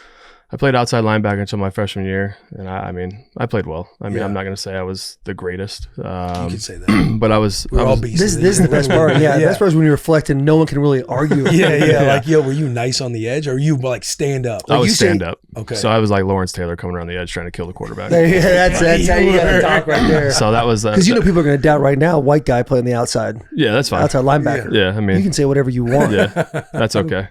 But like I enjoyed it. Like I absolutely enjoyed playing. I love hitting guys. I didn't like getting hit, but I love to hit. You know what I'm saying? So that was really hard for me making that decision of, hey, I can't do this anymore. I remember walking in and going, hey coach, like I'm not gonna play anymore. And he was like, slap dick baseball player. That makes sense. That's how No all the shit. football Yeah, coaches he was are, pissed, man. dude. Like so mad. And Yeah. then my coach was sitting across the way and was like, trust me, in the spring you'll understand. And so like he came and watched me in the spring and was like, oh shit, okay, like this makes sense. And Yeah. so, but yeah, I mean, it was always like that, like slapdick baseball player. Bro, like, it's always like that, especially when baseball you start playing like all year round, and summertime you might be playing summer ball. It takes away from whether it's 7-on-7 or No hey, I doubt. got to miss workouts. And I loved hell weeks in the summer. Like, I mean, you know how it is in Arizona, same thing in Vegas, like 180 degrees outside. Like, Right. I love that though. It was Guys are it was dying. fun getting out there and like doing that and waking up. I mean, I still did early bird weights with the football team in the morning for high school. And that was just something I loved to do. I mean, I wanted to be the absolute biggest guy in the weight room and do my job and stuff. But I missed that feeling of walking out on a Friday night, crowd Yeah. going nuts. And I'm not saying Vegas is anything like Texas, Arizona, California, Florida for football. I love that you put Arizona in there. I love that. But I mean, the thing about Arizona, like back in when you were playing those, Chaparral, Horizon, Brophy, I mean, you hear him right now. they were all good schools. You Like, hear him talking right now. He understands Yeah. Arizona football lore. no, I Chaparral, mean, He big, also big baseball understands school too. no matter- Chaparral. huge baseball school. no matter what level you're playing at, no matter what state you're in, no matter the stage, doesn't matter. Friday Night Lights. There's is nothing when like it. football's at its purest Right. form. No doubt. Could be 100,000 people in your mind that are there to watch you play Yeah. that night. But like that's why I love watching high school football and I love watching college because it still has that demeanor of like this means more than Yeah. anything. You know, like there's nothing like this moment of walking out here and playing for our school, the tradition of it and everything else. We interrupt this interview to bring you Neutral. Neutral tastes great, and it tastes so much better than what else is out there, than anything else out there. It's made with real vodka and real juice. That's what makes it taste delicious. Neutral comes in a variety of flavors like orange, black cherry, new flavors like peach and blueberry and is perfect for social occasions. It's such a crowd pleaser, especially during spring vacation and college basketball or holidays like St. Patty's Day or Mardi Gras.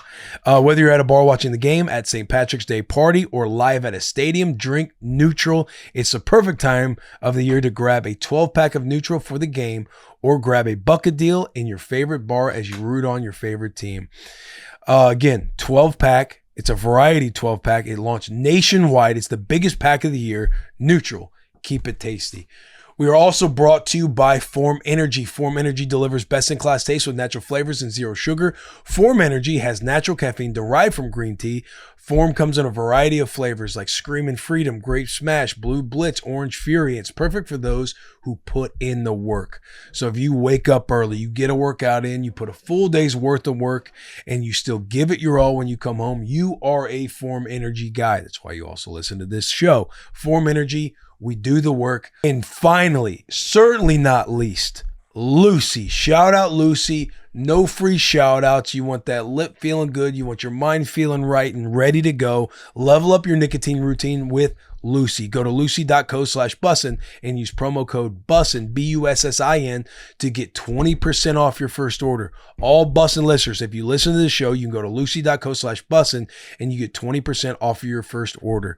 And here comes the fine print. Lucy products are only for adults of legal age and every customer is age verified. Warning, this product contains nicotine. Nicotine is an addictive chemical. Let's get back to this interview with Bryce Harper. You talked about like being a two-way player at an SEC school. A bunch of SEC coaches just sat up in their seat watching this. Like, what was the school you wanted to go to?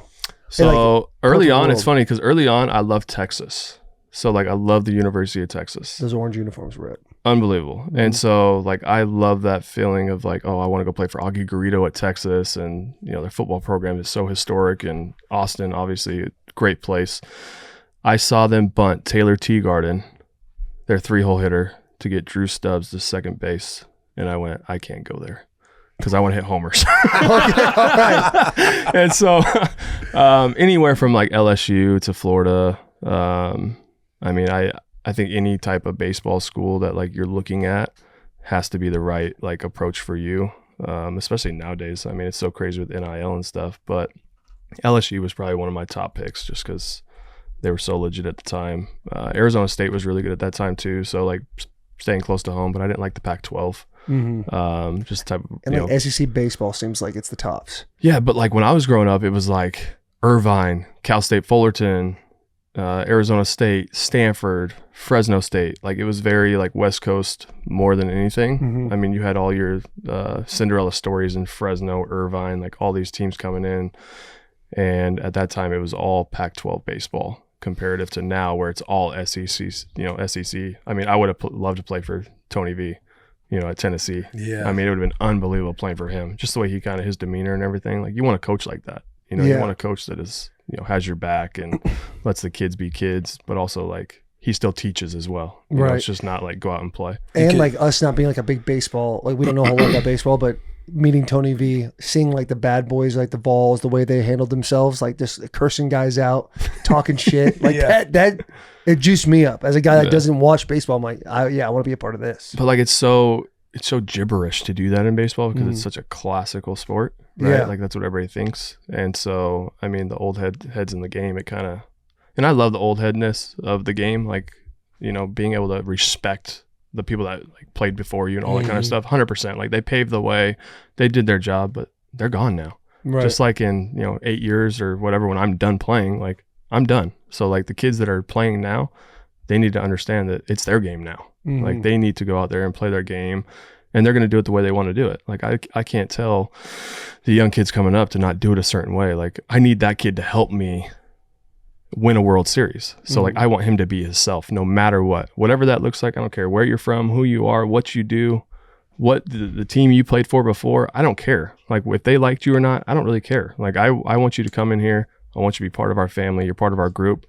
Don't be an asshole, obviously. Right. But like, I want my rookie to come up and have fun and enjoy the first time he puts his cleats on the dirt on the infield or in the grass in the outfield or in the batter's box. Because for us or for me, if he's in a big moment on the field and we're in the playoffs and he doesn't think that we have his back, then he's probably going to be, shitting bricks, on the batter's box. Like it's just not fun. I mean, I think all sports kind of are like that, where they get so hammered down all the time. And it's just like, guys, hold on. He's trying to help us win. He's a stud. He's a superstar. Like let him be let him be that and be a guy, for us. And let's win this game no matter, like I said, who you are, what you do, where you come from. Like I don't care. I just want to win. So you see a young guy crack one home run and just start riding the bat. I'm being pissed. Yeah. I mean, we're not doing that. Guys can be themselves. Yeah, but I mean, there's an extent to that. Like, the thing is though, if a guy does that, he better be prepared that his next guy up, teammate, is probably gonna get drilled. You know what I'm saying? That's like the unwritten rules of baseball. So now I don't need that guy to come in the dugout and break the guy's jaw. Right. You know what I'm saying? Because he's pissed that he just rode the horse like Happy Gilmore on a fucking baseball field. Yeah. You know what I'm saying? Like, what are those like unspoken rules in baseball? Like how high is too high of a bat flip? Like what's a celebration you've done that might have touched the line a little bit? You've done a little something, haven't you? You got your boys in some trouble. To an extent. I flipped my bat in DC when I came back. Are we talking boom? Then you stood there and you just flipped it hard? I mean, I'll stand on stuff, but I'm not disrespecting the pitcher. Like I'm not gonna look at the guy. Like when a guy like pimps it, looks at the pitcher, I think that's very disrespectful. But like when you make it about yourself and the team, like I'm cool with that. Like you want to celebrate with your team and like have fun with that. Like and whatever to the dugout, cool. Like I don't care if any team does that. That's totally fine. So if a guy gets hit, cracks one, saddles the horse, and then just faces his dugout and does it, is that? I don't think anyone's going to ever saddle the horse. Like, okay, no. So saddling the horse is just off limits. No, when it comes to just keep talking about saddling the horse. I think one of the cooler ones I've ever seen was a walk-off that Prince Fielder hit, and they did the bomb at home plate. He jumps on the plate, everybody explodes. And so I thought that was cool. But I love that vibe in football too, when defense runs back and they do the tush push into the end zone. Or you don't love the tush push. No one. No, I'm just saying the celebration of it was really funny. Like seeing those guys do it, or I think I rode the horse after a pick. It was Russell Wilson actually. I've seen the clip. You showed me multiple times. Rode the horse, acted like I was slamming. Like I celebrated to the max. But I love that. Thought the camera looked at it and winked. But that's fun. Like, that's hilarious. That's part of it, man. Yeah, you gotta have a little savviness. Like why are these pitchers getting so upset about stuff? The stare. Yeah, but people Clump brought up the stare. Can you explain what is the stare? I think when people provoke, like if you provoke, then like I'm gonna come right back at you. Like I don't play that. Have you had a situation with the pitcher to where there's kind of some beef and then you've taken him yard and you give him like a Kirk Cignetti? I think our biggest one was probably me and Strickland, but like I think that was so like overplayed. Like it was dumb. Like I don't even think that should have happened. I mean, it was 6 years later after it happened and they drilled me and then we fought and then it was like over. Like I mean, when I charged the mound. The new one was that was crazy though because Strick he's a big boy. Yeah. And so I'm running out there halfway. I'm like, oh crap, we're doing this. Like here we go. I'm committed now. You know what I'm saying? Like I can't just run to first base now. But I think the big one was probably in the playoffs in 23. Second base. Yeah. No, shortstop. You caught him. Yeah, he snuck his ass right there. He duffed me, man. He duffed me in the arm. Oh, really? Yeah, right when I came up to get over top, he duffed me and it kind of went sideways. Now, when you're going up to bat right there, are you thinking to yourself, he was going to drill me? You knew it. Yeah, I told Jada before we went up there, I said... Because of something 6 years earlier? Yeah. So what happened? Which is a crazy grudge to have. We were like... We have no clue. I'm enjoying story time right now. Right, yeah. So when you're saying something, you're probably thinking like, oh, people know Watch this. Watch the helmet throw, though. Damn. Oh, you guys are going. Hey, that helmet throw was like my first pitch. That's probably when he Samardzija ran in right there. Jeff Samardzija, wide receiver, Notre Dame. So for real? Yeah, he runs in trying to kill me. He hits Morse. Watch this. Oh, that's bang! That's Samardzija. Shit. The wide receiver from Notre Dame with a 2-ball running back. Stud. Really good. Bro, hey, stud. Yeah. Stud. Loved him. When you're running out there. After that, but loved him. When you're running out there, are you thinking to yourself, how fast can my boys get out here and get my back? Yeah. So your problem is but the thing is Strick told them before the game, I know this for a fact. So Strick told them before the game, hey, if I face Harper in this series, I'm going to get him. You guys need to stay back. That's why Posey sat back there and didn't stop me. Gotcha. And so you see Brandon Crawford and all these guys like sitting back and whatever. So look at Posey. You see Posey back there? And also, hey, Strickland, him He's a big boy. Back up a That's little a big bit. boy. Back up a little bit. Like ready to go. Throws the glove down. Show him put that glove down I know. again. That shit was hard. Watch this. Oh, you want to do it? All right, let's go. Hey, he's a big boy, dude. Yeah, That's he's a a big dude boy. that's ready for no smoke. doubt. No doubt. So he tells his boys that he's gonna get you. Yeah. And then they need to stay back, which is, Yeah. by the way, it sounds Awesome. cooler every single time. And you're like, I'm gonna I throw think this this should helmet. happen more often in baseball because I think it would eliminate guys throwing at each other. Yeah. You know what I'm saying? So it's just like hockey. Like, hey, you want to go? You want to go? And so I Yeah. think it would eliminate a little bit. Dude, baseball would product have of a baseball. massive Yeah. viewership rise. But like also like I think it would stop, right? And like this is part of the game. Like obviously I don't want to fight anybody on a baseball field. Like I didn't want to fight Strickland or anything else. But like there comes a time where it's like, hey, dude, like you get drilled. Like it is what it is at that point. Yeah. And so I think that was probably one of the main ones that everybody talks about. I have no bad blood with him at all anymore. That happened. It was just like we're done. Yeah. Like not Did a you big catch deal. wind that it was going to happen before the game started? Yeah. Yeah. So Who you told? said it. How'd It you was catch just wind? because after the fact, I was like, hey guys, like why'd you guys all sit back? And so like I talked to some guys and they were like, well, this is what happened. Yeah. They told. But again, like So what happened 6 years before that? I hit a homer in the postseason. Nice. And some stuff happened. And then I hit another, like some stuff was said. And then I hit another one against him and I kind of stared him down at that point. Oh, so and you were so- provoking.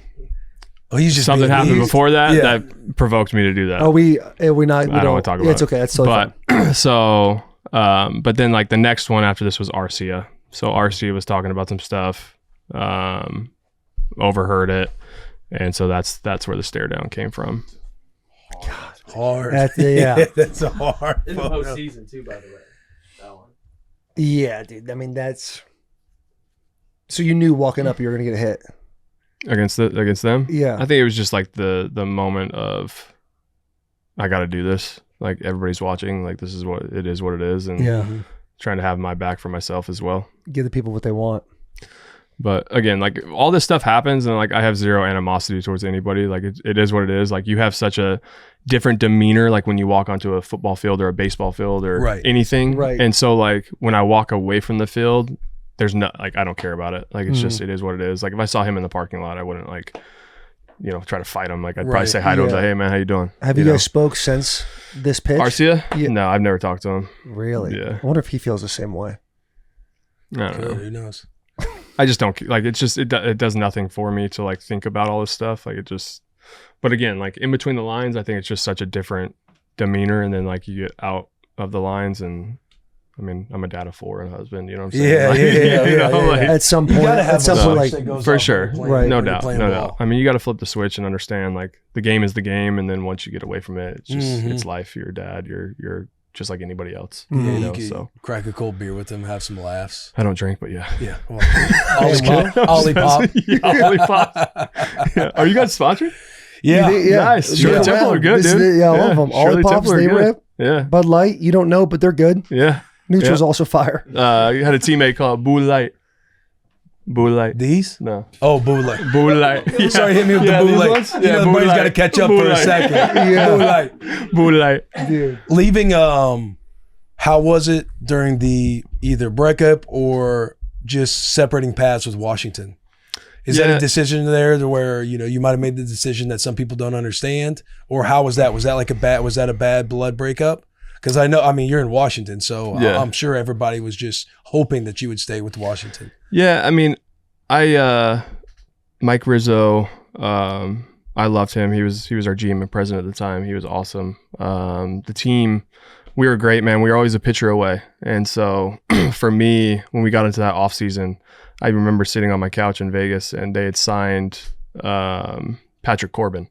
And this was like November, December. And I remember looking at my wife, Kayla, and I said to her, they're going to win the World Series this year. They finally got the pitcher they needed. And so they ended up going like 14 and like 27 or 14 and 36 or something in the first like 50 games. And they turned it around and ended up winning the World Series. So when they did that, obviously, like as a player, I rooted for him. I love the guys that I played with. I understood, like I was with them for 7 years and all the guys that I made relationships with, I was very happy to see them do it. Obviously I want to win one because I haven't yet. But organizationally, this was the best thing for me to go to Philly and play there. I think it was just time for me personally to get away from there and do my thing with a different organization. And I made the right decision. I absolutely love Philly. I enjoy it. The breakup, I don't know. I mean, I don't have anything bad to say about the fans or anything else. They boo me every time I go in there. You know, it's sports. It is what it is. It's kind of fun. Yeah, I mean, it's just weird, more than anything. Yeah. You know, just because, I don't know. I feel like I did a lot for their organization and their team and stuff. But at the same time, like, it's sports. It is what it is. But I have no bad animosity towards them or anything else. Watching them win the World Series?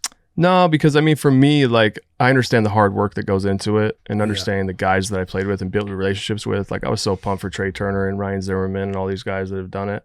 And so obviously I would have loved to have been there and won one, because we did get so close and understand we were such a good team at all those points of when I played there. I mean, we never had a losing record, I don't think, in the 7 years that I was there. Made it to the playoffs, maybe 5 out of the 7.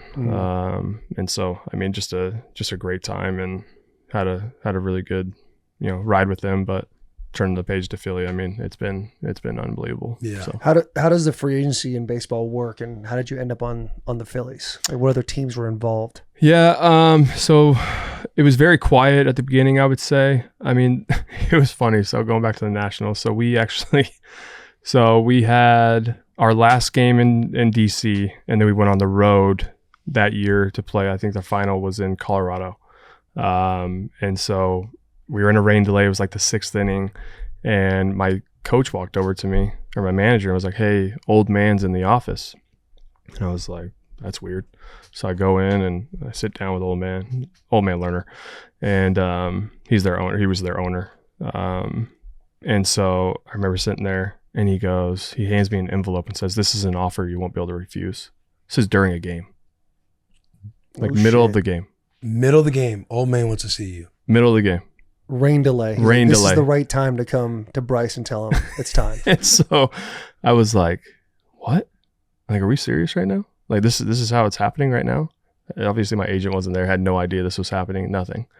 So I go back to my chair, and I'm sitting at my chair in my locker, and I was like, "Hold on." So I text my wife. I'm like, "Hey, come down to the door. Like, I need to talk to you real quick." She's like, "What?" I was like, "Okay." So she comes down. I hand her the envelope. I'm like, "He just offered me, X amount of dollars." Like, she goes, he did this during a game?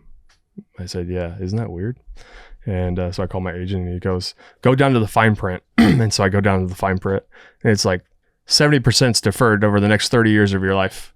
And so it was like the deal with the deferrals of like 70% of it. And so he's like, "Yeah, that's not a good offer." And so I go back to my locker. But just the moment of that, like, I was just like, that's wild. Right. Like, what would make him not want to go through the agent? Just in that moment, it was just kind of weird. Like, it was just feels like you watch the doc with the Cowboys, like a Jerry Jones. Right. Like, it was a really weird perspective as I was sitting there. Cause I mean, my season's not over yet, obviously. Like, and I understand, like, you want to get a deal done. I get that totally. Like, I had people come up to me all year, throughout the whole year, kind of trying to get things done. And so that was different. I mean, obviously the when the off season kind of hit, you're not allowed to talk to anybody until the World Series is over, and then you have like a brief period, and then they go to GM meetings, and then they have winter meetings and stuff. Winter meetings were in Vegas where I was, so that was kind of cool, like being able to go down and meet with teams. But I had some really good meetings. We had the White Sox, Padres, San Francisco, Dodgers came in late, and then Philly. Talked to them as well at that point. So I had 5 teams kind of talk to me. My deal with the Dodgers was less money, but very similar to what Kyle Tucker's on right now that he signed. Obviously not to the extent of what Kyle's at right now, but very similar 4-year deal, opt-outs, all that kind of stuff. I had one team offer me a 1 year for 48, I think it was 1 year 48 or 1 year 50, and I kind of was like, I want to take that. And the team that it was really good, and so I was like, man, I would have loved that. You want to say the team? I don't want to. He doesn't want to say the team. I know. Want to say it. The one team offered me, and I was like, I kind of want to go to that team. It's like, okay, what's the team? Did this team have pinstripes? No. The Yankees were not in at all. Because you grew up, I grew up a Yankee fan. Yeah, Yankee fan. Yep, I did. And they've never been in the loop with you? They were never in the loop at the beginning. Were you or anything. hopeful that the Yankees would come into the circle? I think you're always hopeful for big market teams to be in, just because it drives money or anything else. Right. But I loved the Pinstripes growing up. I loved all the players that played there and the winning mentality that they had. But at the same time, they had just got Giancarlo Stanton from Miami, and so he was on a big deal. They had some young guys coming up that they believed in more than me and stuff. I told teams I could play first base, and they didn't believe me that I could play first base. And so they all just wanted me to play the outfield, which was fine. But now it's funny that I'm at first base and, top 3, in Gold Glove every year. But I don't know. It was cool to be kind of wanted, right? Like you kind of go into the situation and you talk to all these teams, and it's weird kind of also sitting there understanding that you have to put your faith in these teams without even knowing these organizations besides what they tell you, right? Like you can talk to anybody on other teams, but I talked to White Sox guys. They're like, oh, it's a great organization. These people are great. If I would sign with the White Sox, I probably already been traded out of there because they've been in a rebuild for the last 10 years or ever since Konerko left.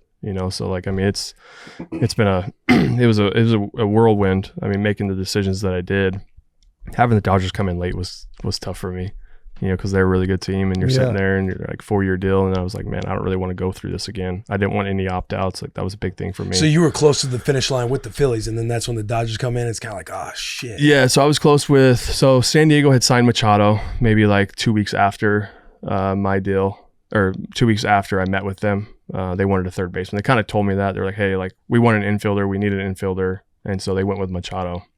But my best meeting actually was the White Sox. They actually came in. I believed in a lot of their stuff and their young guys. Jim Tomei was in there with me. And actually, I said to Tomei, I said, what are you hitting better though? The White Sox or Phillies? And he kind of was like, they're both great. He's yeah. But I asked point blank too to Bochy. I said, hey, is this your last year coaching in San Fran? And he was very upfront with me and said yes. And that so was a big one I for was you. I'm happy that he told me that, because I would have loved to play for Bruce Bochy, obviously. One of the greatest managers in baseball of all time. But for him to be upfront with me in that situation was huge for me in my career, because I probably would have went and thought about San Fran a lot more because of Bochy comparative to anybody else. Right. But at the final stretch, I felt like it was always going to be Philly.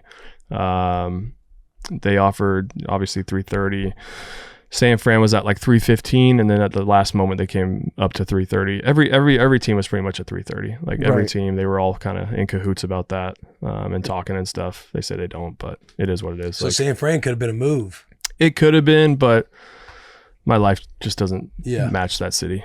So fair enough. Well, hey, Tony Martello there now. Yeah, maybe one he's day. great. Tony V's the man. I think he's going to do really good things up there. I think having a guy like that, just the way he coaches, he's got a lot of Tennessee boys on that team too. So it'll be cool. I'm sure that played into it. Quite a bit. Right. Exactly. He's he's a test subject a little bit, right? Coming from college. For sure. I think he's one of the first ones to do it. Come straight to college and be in MLB. I'm pretty sure. Yeah. In your opinion, how big of a difference is that?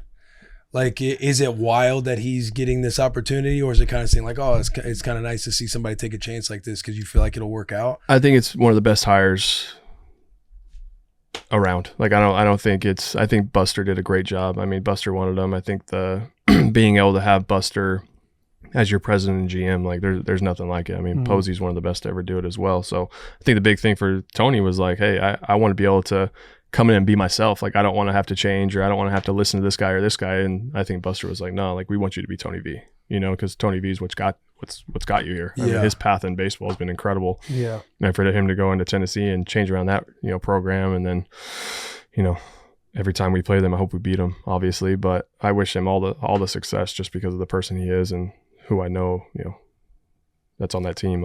He's going to be great for that organization. That's awesome. Yeah. What's it like changing positions? Because earlier you were catcher, then you were in the outfield, now you're at first base. And as a dumb baseball guy, you watch Moneyball, and Chris Pratt had the hardest time. Going to first base. I love that Chris part. Pratt had Chris Pratt had a difficult that part time. of that movie though, because Ron Washington's the coach. I don't know if you guys knew that, but Ron Washington, he's one of the best to ever do it, infield coach wise. And so that's the that's the actor that's playing, or he's the guy that's playing him. Is, for We're on Washington, and they go, "How hard is it?"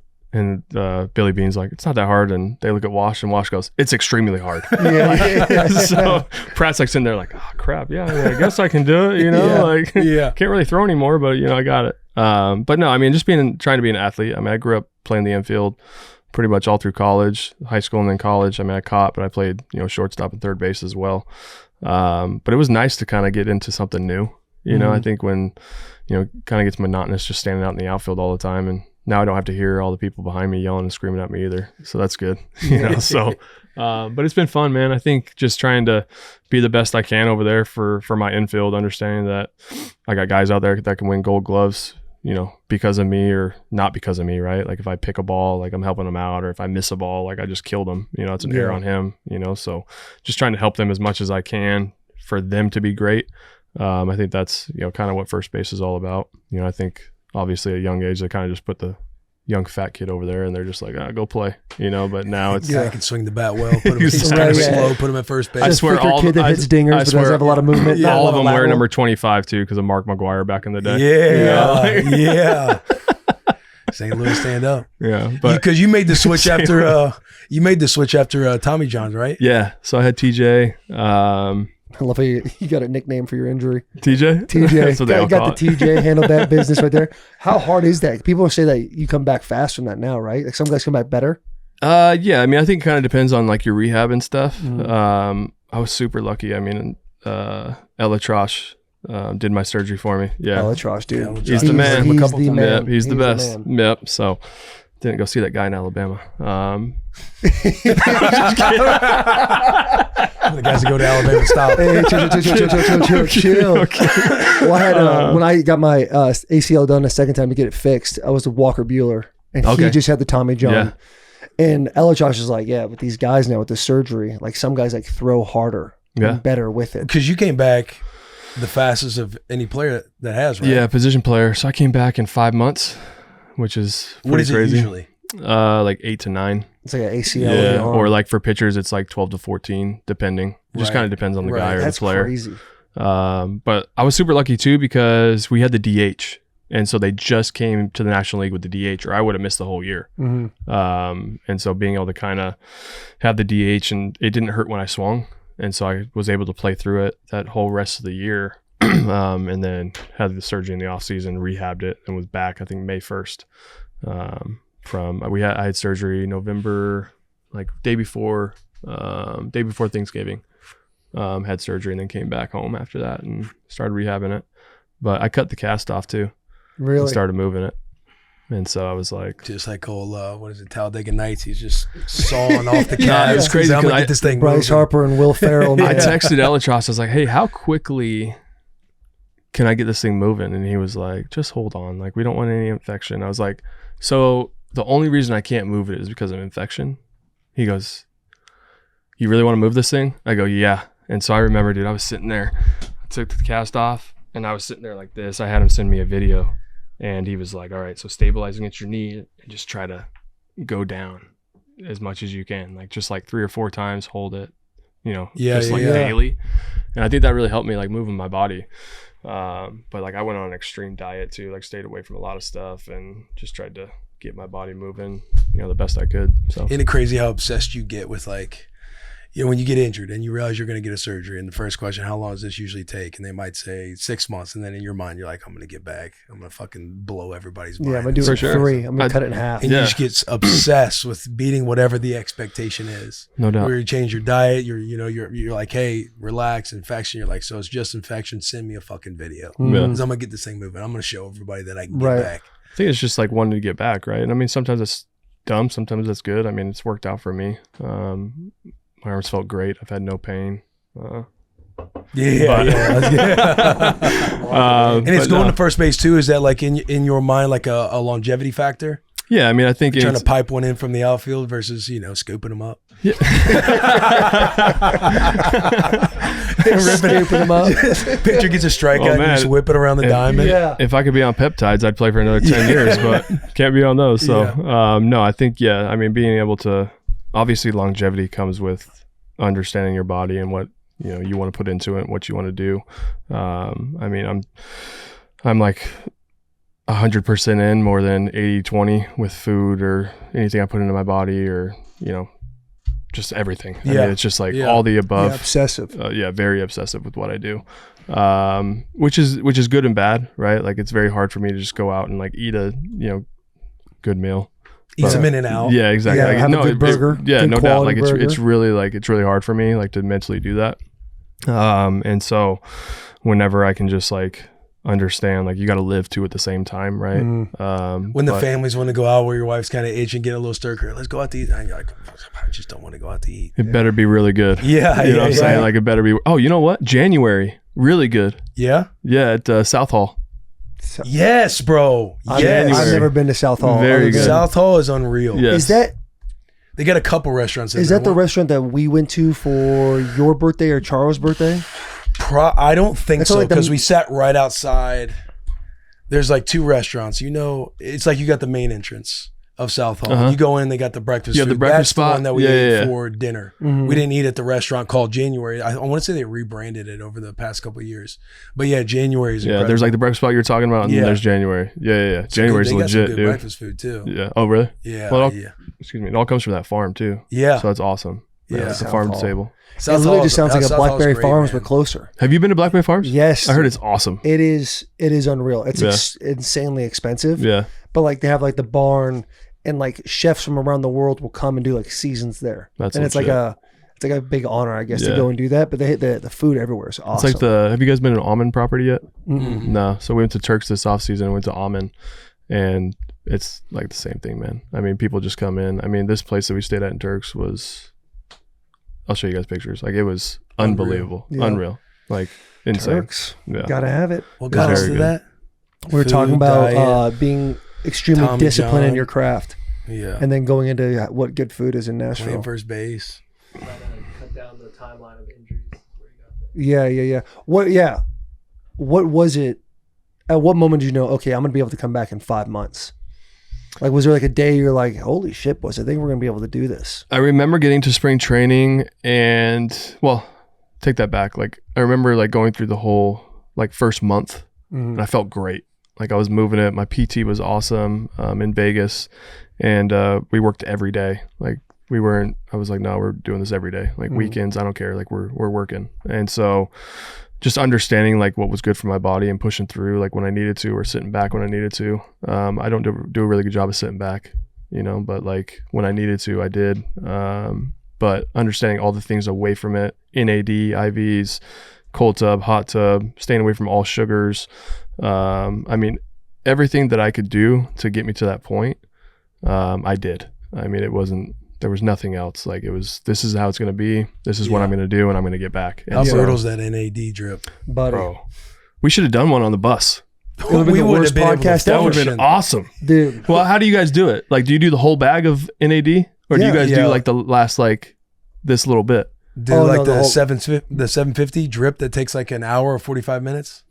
Yeah, I do. Oh, really? there's How many- how many full do you liter do? bags, and I do a half liter bag, like the smaller bag. Yeah, but like how many? Like how much? Like 100, 200, 300, 450. 450? Dude, so But in the I- season, we'd be running with Airtake. Wasn't it 750 milliliter? I thought it was 450. So when I first met Bobo, who owns Yeah, yeah, Arete, he was like just leaving to start Arete. And he's like, yeah, this NAD thing, it's like the fountain of youth drug you can take now. FDA has done studies up to 1850. So he's like, we'll do 1850. So he would come over to my house, and for like 3.5 hours. That's right. crazy. I would like do- the introduction type. Like, Yeah. here's where you start the NAD process, and you got to Yeah. do a shit ton. 1850. I would do 1850. It would take 3.5 hours, and he and my wife would just play like Mario Kart while I just laid on the Where couch. do you feel it the most? My nuts, Yeah. dude. It Your felt nuts? like, bro. For me, I feel with like the it's like my 1850, internal. See, all my I would get stomach and stuff, but I felt Yeah. like my sack was like vacuum sealed against my nuts. That's how pain. Like I was in God. so much pain, and I would feel them. I'd be like, they legit feel vacuum sealed. Like you Yeah. just feel like each nut. You gotta Hey, I'm being dead you got to serious. vasect. Hey, Horrible. Hey, dude, it is the worst. But as soon as you're done, It's kind of torturous. Like, Yeah. It's like a slow like level of torture. It's like intermediate, but you feel like you're getting tortured. we had a guy named Roger Saffold. Yes. He would take a syringe like it would be like that big of a syringe, and he would just shoot You guys are crazy, bro. 450 or Football's 750, nuts. whatever the number was that we would do. And he would sit there, dude, for Would he like be on 2.5 Toradol, too? minutes. Oh, dude, vitamin T. Vitamin T is Vitamin that's T, every bro. game. We had guys are crazy. We'd have diclofenac, and we'd just be like, yeah, 2 dicks a day. It keeps doctor away. Like, Yeah, Diclo was through the week, and then Yeah. game day. game day is Toradol. I'd walk body into the of training Christ. room, no clothes on at all, completely naked. Just bend over, let the doctor, and then you all the bad pain goes away.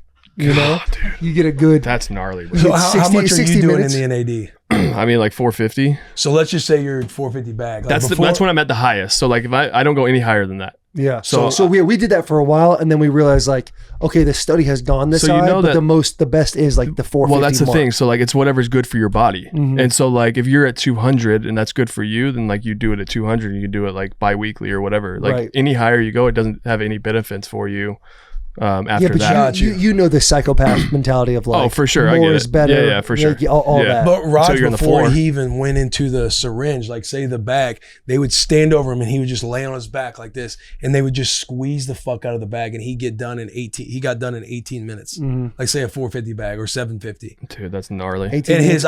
his eyes would just be bloodshot as he lays on his He'd back. be drenched in sweat and then like be quiet for like a minute and a half, and then he'd Just get up and lay be like, there. "All right, appreciate Football's you guys." different, man. You thought Y'all he'd are be dead. different, I mean, bro. that was. I've only seen that was just Roger. Roger do it, and then Nate Davis, but Roger was the only one I ever saw do the syringe, where they legit just take the syringe of NAD and put it right Yeah, in. everybody else were bags around. Yeah, you yeah. kind of sit Yeah. there for You lay 45 around. minutes. Yeah, And no. then it'd be like if you go over 45, guys are gonna be like, "Really? That's I put it at the Gotta bottom take of a the long bag. Yeah. I put it at the bottom of the bag and I get it in like 10 minutes. see that to me, I would throw up. Really? Yeah, I think it was in my nuts at the 1850, and then at the 450, I feel chest and like right at my stomach. So I get the area. stomach because that's where I keep all my my inflammation and stuff. It's Really? like all my inflammation and stress is in my stomach, and so like that's where it attacks the most. I would say. Yeah, the NAD is no joke. It Have you guys seems like done- it's have you done- evolved and developed. Have you done EBU? What's I've not done Ebu? Ebu. So EBU is where they take your blood out of this arm, and it goes through red light, oxygen, another filtration system, and it comes back out and right into your other arm. So No it shit. So 1/3 of your blood gets out of your body within the hour, and it comes right back into your body. I've done a That one's gnarly. It kind of sounds like some ozone, like another layer. ozone. Yeah, so yeah. ozone's ozone's just your blood. You put it up and they put it back in. So this one, the blood is actually filtered, get through red light, everything, and then comes right back in. So it looks like super dark, kind of like this chair, like a little bit darker as it comes out, and then super red as it comes back And in. Yeah, you it's can like get this in highlighter bright, Nashville. right? Yes, you got it. What? You can get this in Nashville. I think Bobo does. He does Ebu. 10 pass where like it goes up and there's like it kind of like shakes like this and it puts the ozone in it and then goes back in. But I didn't know about what's called Ebo. Ebu or Ebo or whatever. Yeah, I've so it never looks like never that. seen that machine Yeah, before. I got that done. It was cool. Something I was. Go ahead. No, you're good. I was gonna say something I remembered. What I was Do you gonna mind if I say in pee the real middle of quick? that. I had to pee Yeah, so go ahead. bad. Well, I kind of need you because he's one of the highest profile MLB players that's active right now. fast. All right, yeah. I was just gonna say, how much is it bullshit that we can't use peptides, right? It's terrible Yeah. because no, seriously. Well, you I want? no, I You want agree. to wait for him or? Yeah, we can wait. I don't care. We don't have to. But like, yeah, I feel like peptides should be allowed and be able to be like. I feel like there's so much research on it now to where it's just you get benefits. So why can a teacher, a pilot, firefighter, a chef, why can they all do it? But athletes that travel the world or travel all over the country can't take peptides. Even if it's not so there's growth hormone peptides, okay? Right. And then there's non-growth hormone peptides that are good for your gut, good for Yeah. healing, good for recovery, all that kind of stuff. Like, why can we not take that kind of stuff? Because longevity of that, they're unbelievable. You know what I'm saying? Agreed. Like the all longevity from the stigma of thinking that it feels too close to PED for sure. and everything. Obviously, baseball they had their own thing, but it's been all sports, right? Yeah, I mean that I think that's a big issue too, though.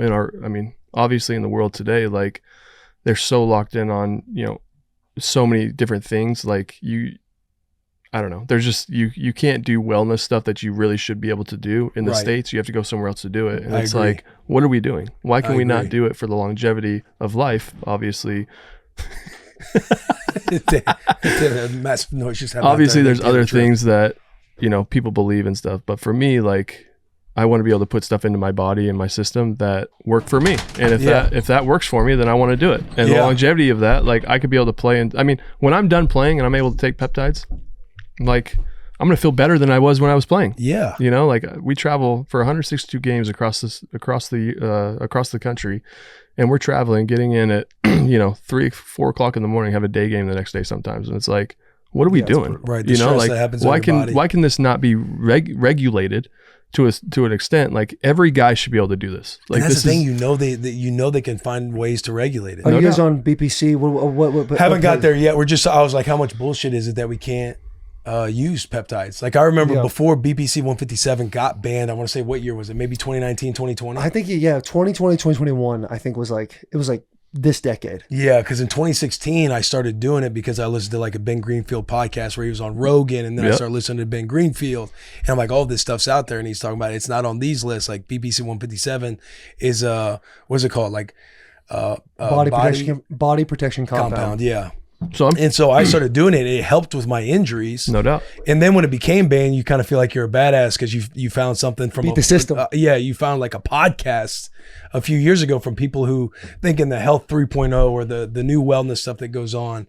And I'm just thinking, how can they not give guys access to this stuff? Because it helps you. Well, it's good for the longevity of life. Yeah, it's not just for sports. Like it's longevity of life. I was saying to him, like pilots can take it, teachers can take it, chefs can take it, police, firefighter, like anybody can take it. If it's taken the right way, it's great for you. Like, why can professional athletes not take this product? It's not a PED. It's not a steroid. It's not like I'm going to GNC and grabbing the best thing I can, or, going somewhere else and getting something illegal. Like, no, this is something that's very, very good for you. Right. And you should be able to take it. Going to a GMC as a kid though. Nothing like it.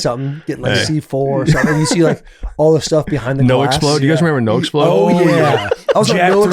Explode. I never did Jack 3D. I never did Jack 3D, but I had No Explode. I had the nitrix that came with it as well. That was like for like blood flow. Because I had it was like red with a silver cap, right? Yeah. I remember. I'd be on all. I remember going to my buddy's house. I was like 14 years old. Yeah. And he was like, "Yeah, dude, this is my brother's. It's like blue raspberry No Explode." I'm like, "Yeah, dude, let's do it." Oh, dude. And we go to 24-hour fitness or whatever, and we're like, pumping whatever. Like 5 minutes go by, dude, I gotta go to the bathroom. Like it's just like bang, like I'm out. You get that beta alanine, like that weird, like your the body. moment that beta alanine hits your system, you get that little itch going. Tingle. You know it's working. But isn't that crazy? Like you take the littlest thing during season or something, you're like, oh, I feel like an absolute monster, and it's just like the lowest level of something you can put into your system. Yeah. Right. And then like people get on BPC or whatever, any peptide, and they're like, I feel like an absolute animal. Yeah, the BPC thing was wild to me because when Will came over from the Redskins, he put me on BPC, and it was kind of the first couple times like taking a needle and drawing it and putting it in, you're like, I don't know. I'd mix it and everything. I'm like, this is it, bro. This is the move right here. Hey, come here, dog. Yeah, exactly. You take it, pinch it, He's put like, it so in. you just do it. I'm like, yeah, You like, put it- you do you it put it in the yourself. middle I'm of like, your yeah, you stomach. just poke Will, why do you have a yourself. lighter, dude? yeah, exactly. Spoon. And dude, I had like an ankle where my ankle like got really swollen. I like rolled it, and it was like a Wednesday. I was like, I don't know if I can play this week. And I put BPC in there like twice a day, like acutely, right in the spot. By Sunday, I felt fine. Yeah. I was like, oh, it really does help. And the TB 500, which I was never big on that. Well, TB 500 is something that would show up. You get like pop for it. But now that we're done, you mix like BPC 157 and TB 500. And it's kind of like, fucking racers. Yeah, I saw a list, I don't know, maybe like 2 months ago about peptides, and it wasn't on MLB's non-approved list or approved list. But if you test positive for it, you're in trouble. Right. You're responsible for what goes in your body. It's like, well, it's not FDA approved. Got you. Oh, so that's why? Like, that's why, you know what I'm saying? Like, Right. it's just, I don't know. It's wild. Then you start thinking like, do these owners, do they want us to be on peptides? Well, I think they would do. last longer. Well, that's the thing. The thing is I think owners do want it because they are paying a crap ton of money for all these players, and they're a little bit older. Like, why would they not want players to be on peptides? Right. You know what I'm saying? Like, Yeah. I think this should be in our bargaining agreement coming up. Like, peptides should be in it. Like, Right. I really do think that's a big thing for players. Well, older player, in the minute you get into another free agency cycle, the market's always higher. Whereas if you want to get younger, especially in NFL, like I know you guys play a lot longer than we do, but you want it to be a younger crop because younger is cheaper. Yeah. No, for sure. No, So that's teams part of the definitely- conspiracy where I put the tinfoil on. No It's like, doubt. yeah, you'd think that them paying you 330 million, they want you on whatever you can. Then it's like, okay, when he comes up again, if he's still at the top of his game, we can't find whoever the next Yeah, Bryce what's Harper that could be. 330 look like? Now is it, Yeah. 660? healthy. Yeah. No, you're right. I think there is that type of. That's what BPC does for you. Who is that? That's me. I'm just looking. Oh goodness. Hey, you see them top two poking out? I'm telling you. Yeah, top two. Dialed. Traps look crazy That too. was going a little hard right Yeah. there. What year is that? When was that? That was at Surviving Barstool last year. Shit, for real? I know. I'm looking at it. I'm like, man, I've really fallen What's the off. heaviest you ever played at? You two? 237. Yeah, I was the heaviest I ever was like 318, but that was like in the summer, and like I drank a gallon of water. I threw up right after. I was like, always gotta have to gain weight, but I played between like 308 and 312. How terrible did that feel in your body? Dude! How great do you feel now? I feel way better now, Yeah. for sure. Like I didn't know how much pressure that was in my body until I lost weight. Like once I knew I couldn't play anymore, like in 3 weeks, I was like 285. Because if I didn't eat and wasn't like seriously working out, I would lose weight so fast. And then once I hit like the 260, I'm like right around 250 now. But once I hit like that 260, I was like, oh, I can definitely tell these things that I thought were just like a part of life, like wear and tear of life. Yeah. It's way You different. go for a walk, you're out of breath. I'd say, Yeah. I'd say Yeah. for me, I've more of just Look at that. chosen animal not to right feel there, though, incredible. You say what? I'd say, I feel like more for me, I've just kind of chosen not to feel incredible. Because I see some of the old photos of playing and just taking 355 or 325, 335 on a ride for 6 reps. And Bench? I can't even, that was the strongest I ever got. I 335 don't for know 6. you're like that. That's my That's bad. sick, bro. I didn't know your game was like And that. now it's, you got the low back issues. A little sciatic. It sucks yeah. too. a little 'Cause, like, S1. Yeah. And then hearing about the the SI and the L5 SI. Yeah, L5, absolutely. on L1, the right L2, side. maltifidine. Yes, yeah, yes. that'll get you. that is a big win about being so big when you play is like people are like, wow, you look so great. And I really don't do much. I just have lost a lot of weight. And then Will has stayed the same weight, but he's not Well, this crazy. hang on. I've lost, I'm down around 220. So I haven't lost Gotcha, that much. gotcha, But as far as the way gotcha. my body feels, I just haven't even come close to taking care of it the way I did when I played, which is a massive red flag. We Even look you the talk same, about me and Ibu. you. We're the same. Yeah, 225. Yeah. You talk about that Ibu. I was like, I kind of need to just get back in the game. Yeah, but it's all about taking that step. We got this It's thing. always dude. about the first step, I man. talked to That Will. alarm goes off. I'm like, let me just hit this snooze. I had the same thing happen this morning. 6 a.m. alarm goes off. I'm like, fuck this, dude. No shot. Should Go to have texted me and sleep. said, hey, never mind. Yeah. Taylor, my wife wakes me up at 8:30. She's like, hey, on your calendar, it says you have something in 30 minutes. I like spring up. I'm like, oh my God. Because I didn't hit snooze. I just took the alarm off. Yeah. And I'm a guy that if you're like, hey, Taylor, you sleep as long as you want, I'll sleep till You'll sleep. noon Yeah. still to this day. Yeah. So our season. I'll is, tell you man. what, there's a new chapter's turned because I got the plunge now in the Hey, room. I nothing saw like that the thing. plunge, Indoor bro. Nice. sauna, Hey, bro. Nothing Yeah. like it. Yeah, Nothing nothing, like like Your it. sauna is Hit top the notch. shockwave this morning, then got in Hey, a little hot how cold. good's the shockwave? What is the shockwave? Is that yeah. the clicker? Is that the horse thing? I'm talking more Papa Team 6 Allure shockwave. I hit the Oh, roller coaster. Okay, got it. Life I was kinda- thinking. Yeah. No, Dude, that's- so Yeah. the shockwave, you talking about the shockwave therapy? Yep. Ben Kinda Greenfield, nice. when he's talking about boosting T levels, he talk about getting like injections, like in his piece, in his You pipe. talking about Ben Greenfield? Yeah, Jeez, dude. in his piece. You see the guy that just died, a billionaire? Yeah, like 2 days ago. Probably can find it. from shockwave therapy? No, because he was trying to get his piece bigger, and billionaire. See you later. Bro, See, what are you chasing? crazy? Man? You're a I billionaire. doubt, know it bro. was Like, stem what are we cell. I doing? want to say Ben Greenfield put stem cell Yeah, in well, his that pipe, makes and then sense, was yeah. doing shockwave therapy to like give it some more, vascularity, get the blood Yeah, vessels like, back I alive. get stem cell and like PRF into my eyes and stuff like that, like for my face.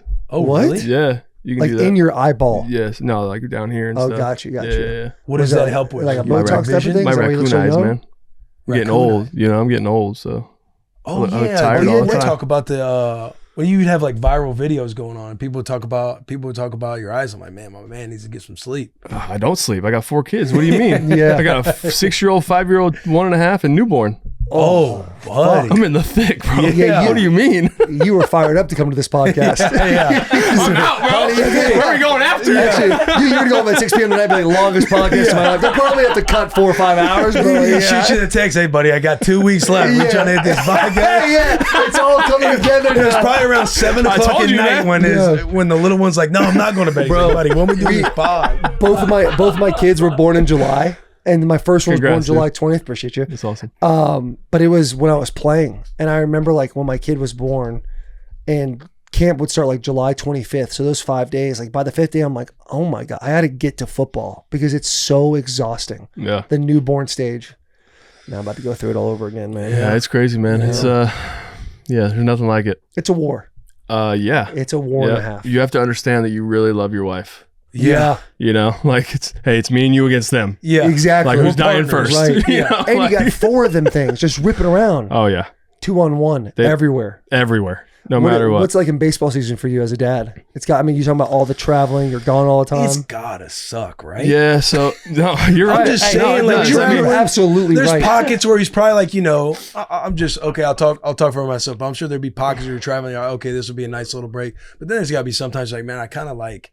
It sucks having to be on the road all the time, especially when you're talking to your wife. You're hearing what they're going through. When you are home and present and doing all the things, you then get a perspective on knowing what they go through all the time. So then when you're on the road, you kind of feel probably the dad guilt kicks in. And you think about all the shit we did from a week to week standpoint, like Monday to Sunday, just getting ready for the game. And I would come home. I mean, Will had his kids after his career, but like my kids were young in the middle of it. And I'm sitting there like, yeah, I want to hang out, but I know I have all these things I need to like mentally check off a box to know that I can be ready for Sunday. Yeah, no, I think the biggest thing for us, man, is like we play 162 games in 180 days or something like that. And so I think maybe 175 days, something crazy. But you have to understand, like, the hardest job in the world is being a stay-at-home mom with your kids. Because like cortisol levels, stress levels, like everything is through the roof. Could you imagine being at home all day with 4 kids or like your kids? And like, all of them need you. 24/7. Yeah. Like, and so I'm very lucky. I get to go to the field and play baseball, you know, cause I get the, you know, hanging out in the locker room, and that's not my wife, but Damn sure. there you go. That's funny. But no, I mean, I think just having that perspective of like, you know, understanding what their job is too. You know, they have a job to do as well with 4 kids at home and keeping them alive and understanding like what's going on. But I have them travel with me as much as possible. Like I love them being with me. Obviously it's tough with a newborn and, you know, 1.5-year-old and going through season with that. Like you don't sleep. Like it is what it is. Like you got to be dad too. Like you can't just like, I don't want to look back on my career obviously and sit there and be like, man, like I wish I would have put more into my career. I put a lot into my career, but also I don't want to miss these stages of life for my 6-year-old, 5-year-old, 1.5 and newborn. Like these are all stages I want to be part of, you know, because one day I'm going to look back on it and my kid's going to be, you know, 15, 16 years old and I'm going to want to, you know, hold them again and they're not going to let me, you know what I'm saying? Like there's no greater feeling than having your kids. There's a song by Luke Combs called Front Door Famous. Yeah. Fathers and Sons, that album. And so like hearing that and understanding like no matter what I do at the baseball field that day, when I walk through that door, my kids are going to be screaming and yelling, "Daddy." You know what I'm saying? Like there's no greater feeling than that. There's no better job in the world than being a dad. You know, so I'm spitting right now. no, I mean, I think there's one thing that somebody talked to me about it the other day, and they were like, "What's the thing that you think holds you back the most in your career?" And I would say my kids, because I do have that, and it's not a bad thing. Like I love it. Like I love being a dad, but also like I have dad guilt a lot because I don't want to go and work out every single day because I want to hang out with my kids. I want to be around them, right? But also there's a give and take with that where I want them to see I'm working. I want them to see the work that I put in because one day I want them to be able to do that as well. Those are my nieces and nephew.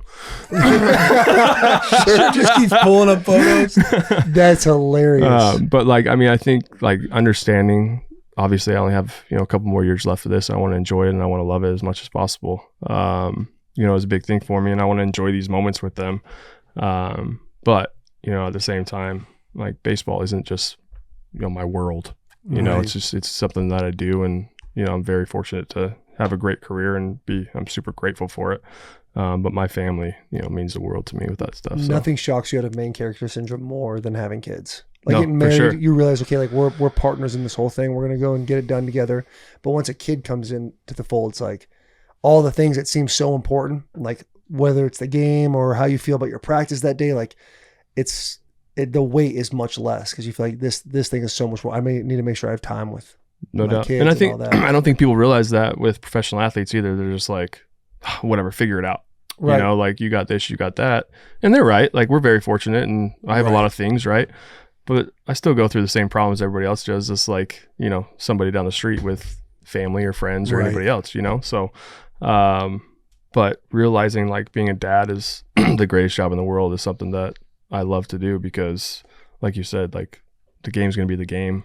Obviously, it's not going to be there forever, and I'm not going to be Bryce Harper, the baseball player, forever. Yeah. I'm just, you know, in the next couple and years. not taking away too that like your wife isn't number one, but when you get married and you both know what each other does, you both essentially understand what you're signing up for in this life of professional sports, anybody's career.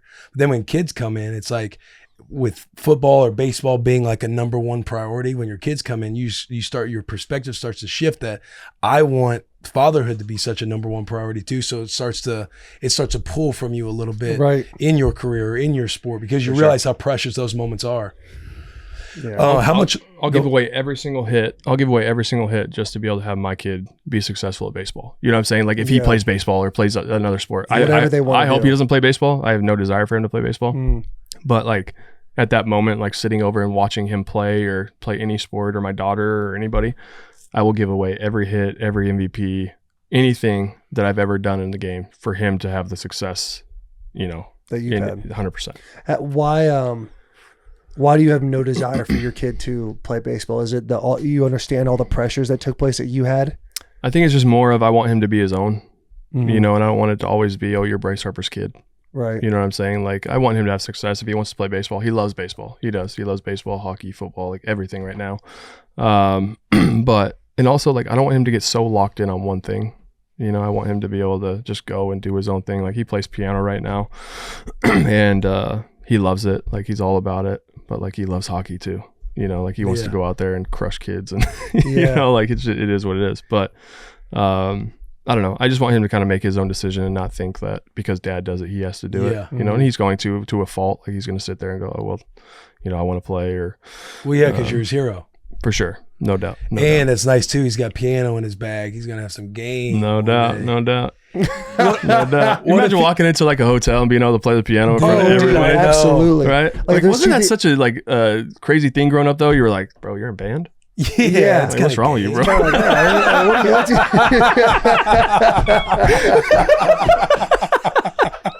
Jeez.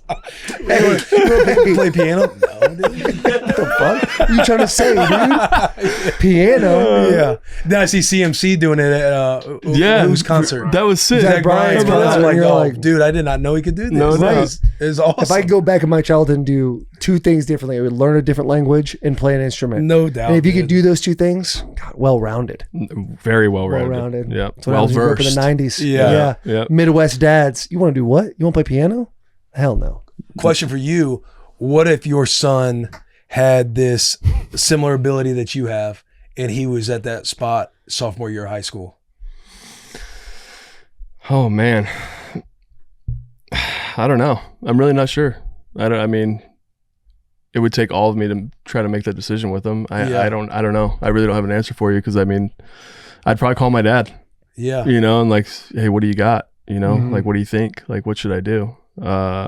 I would never want to give up on my kid. Like, yeah, I don't think you can do this. You know, so I'd want to like, but it's such a hard place to be. Like, I've never talked to my dad about this actually. Like, what if it would have not gone the way we wanted it to?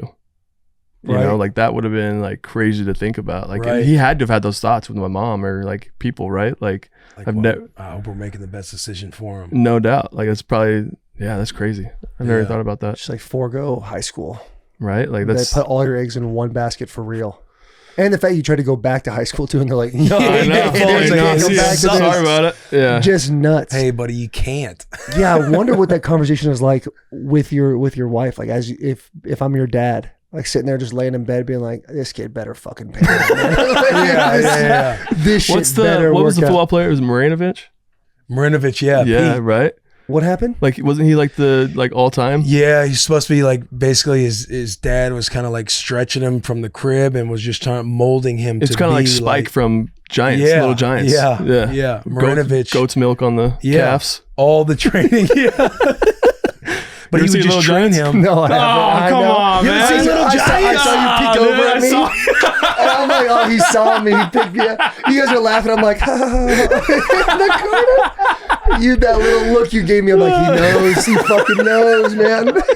Spike don't play with girls, Yeah, bro. yeah, I know that line. Icebox. Gotta watch Little Giants. I gotta watch movies too. But But you gotta watch The Rock. I gotta watch movies too. What's But your not favorite- you gotta as watch- a football guy, not seeing the You Little gotta Giants. watch Entourage. Yeah, I do. Entourage is You're really right. good. Yeah, Yeah. I gotta What's watch your favorite movie? Entourage. That's a great question. You don't watch favorite movies. comedy? Will. I'm just kidding. I'm just kidding. Favorite comedy though is Wedding Crashers, Oh, really good. bar none, Yeah, without a doubt. very But like, favorite movie? Oh shit. When I was like 8 years old, I was obsessed with the movie Titanic. Like, when Really? it came out in VHS at the two Dude, VHSs. I thought the two actors were real. When I Oh, watched yeah. that for the first time when I was younger. Yes. I was that's a real story, 100%. Yeah, Has to be. Yeah, and it wasn't. we all Yeah. see our first boob. Leonardo gets me every That time. was the first boob I saw. Yeah, same. Yeah, In I was theaters. in Loomis, California, and I saw it with my grandmother, and she's like, "I want you to paint me like one of these French girls." I don't know what the hell he's saying, but the next scene, she's naked. Yeah. My grandma's like, "Cover your eyes," and I'm like, "Oh my Yeah. god, you gotta be kidding What about me!" you? Favorite movie? Favorite First movie? boobs, First boob was Titanic. yeah. In a movie theater. But favorite movie? I don't know. I hate putting up that type of So pressure many good on movies. favorite So many movie. good ones. I hate Gotta be Rocky. Rocky. The Rocky Rocky. series is up there. Okay. Man, you should play for the Shawshank Eagles. Redemption, The Dark Knight. When we went out to Philly, I We'll got just I say all bought the some most popular merchandise. movies. But I did love those movies. Highest The box Dark office. Knight though isn't like I saw it on Dude, the TV joke- the other night. like- Was Yeah, just, the and just Joker watched the rest of it. I mean, Jurassic Park, Free Willy. Heath Ledger in that movie was Incredible. insane. and They like killed him. when he passed away, and everyone's like, it's because of his role. The Joker was so like torturous to him.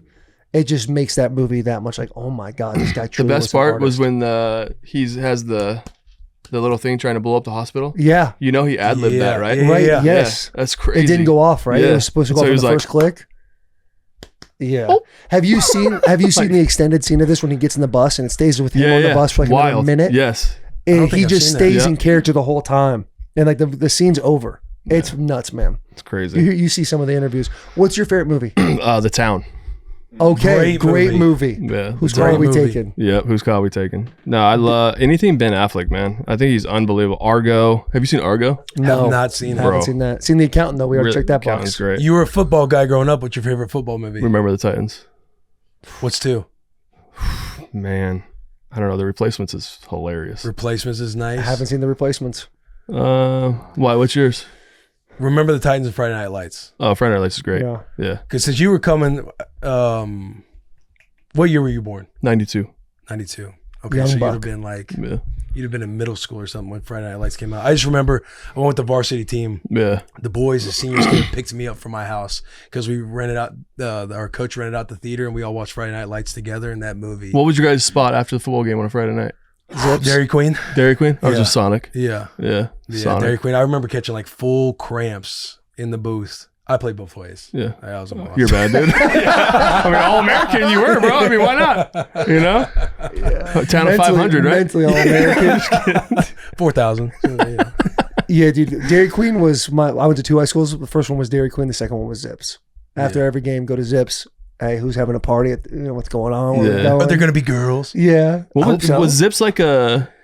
I mean, what's Zips? Like, what is it? Oh, no. He's like the greatest. If I was on death row, and That's you what- had that would one be your more meal? meal, Okay. it would be from Zips. So Zips. So this is it. Yeah, Zips. The origin of Zips is Goldie's. It's right next to a bunch of baseball diamonds in Arizona. You would love that. You can go play baseball and then go. Where's that? I probably played there. I don't know where the Goldie's is. Or I if don't it's know what Ballpark town. USA or whatever. No, it's not that area. But Zips, there's 16 locations of Zips, and recently they just got raided by Homeland Security because they're allegedly forging Social Security numbers. That's not important.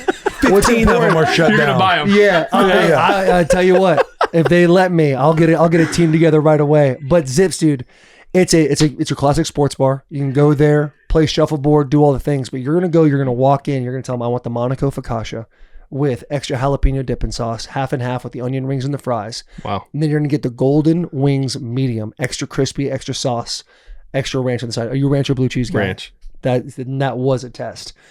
That meal, buddy. I'm telling you, like one of the best moments of my life. That picture doesn't even do it justice. What is that? That does it. That's the focaccia, and that's What? not the Monaco. That's not focaccia.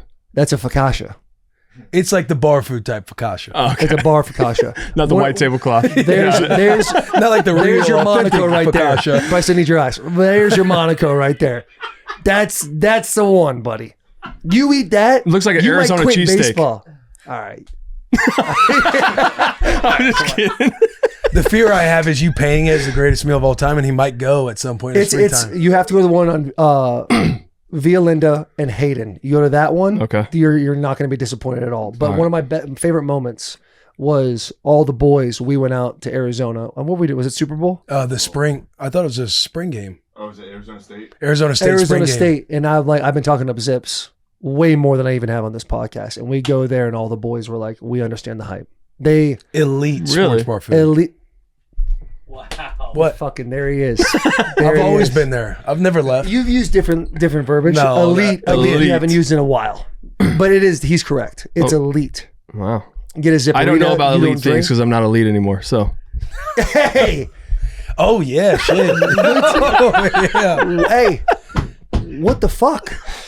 I don't know, Was man. that the GM? It's a good word right there. Was that the GM that said that? President. The president comes on. He does a press conference. He says Bryce is no longer an elite player. Yeah, it is. I mean, what are you gonna do? Well, hold on. So he can play you brought great it up. instead of You brought good. it up. Yeah. But stay great instead of good. It's something like that. But that feels like it's like unheard of for anybody that high of a level to come on and kind of talk about a player like that. Yeah, I don't think it's. I think there's things within the organization that you probably shouldn't say in an outward like expression, right? Like if I had a problem with you, I'd probably, if you were on my team, I'd probably bring you to the side and talk to you.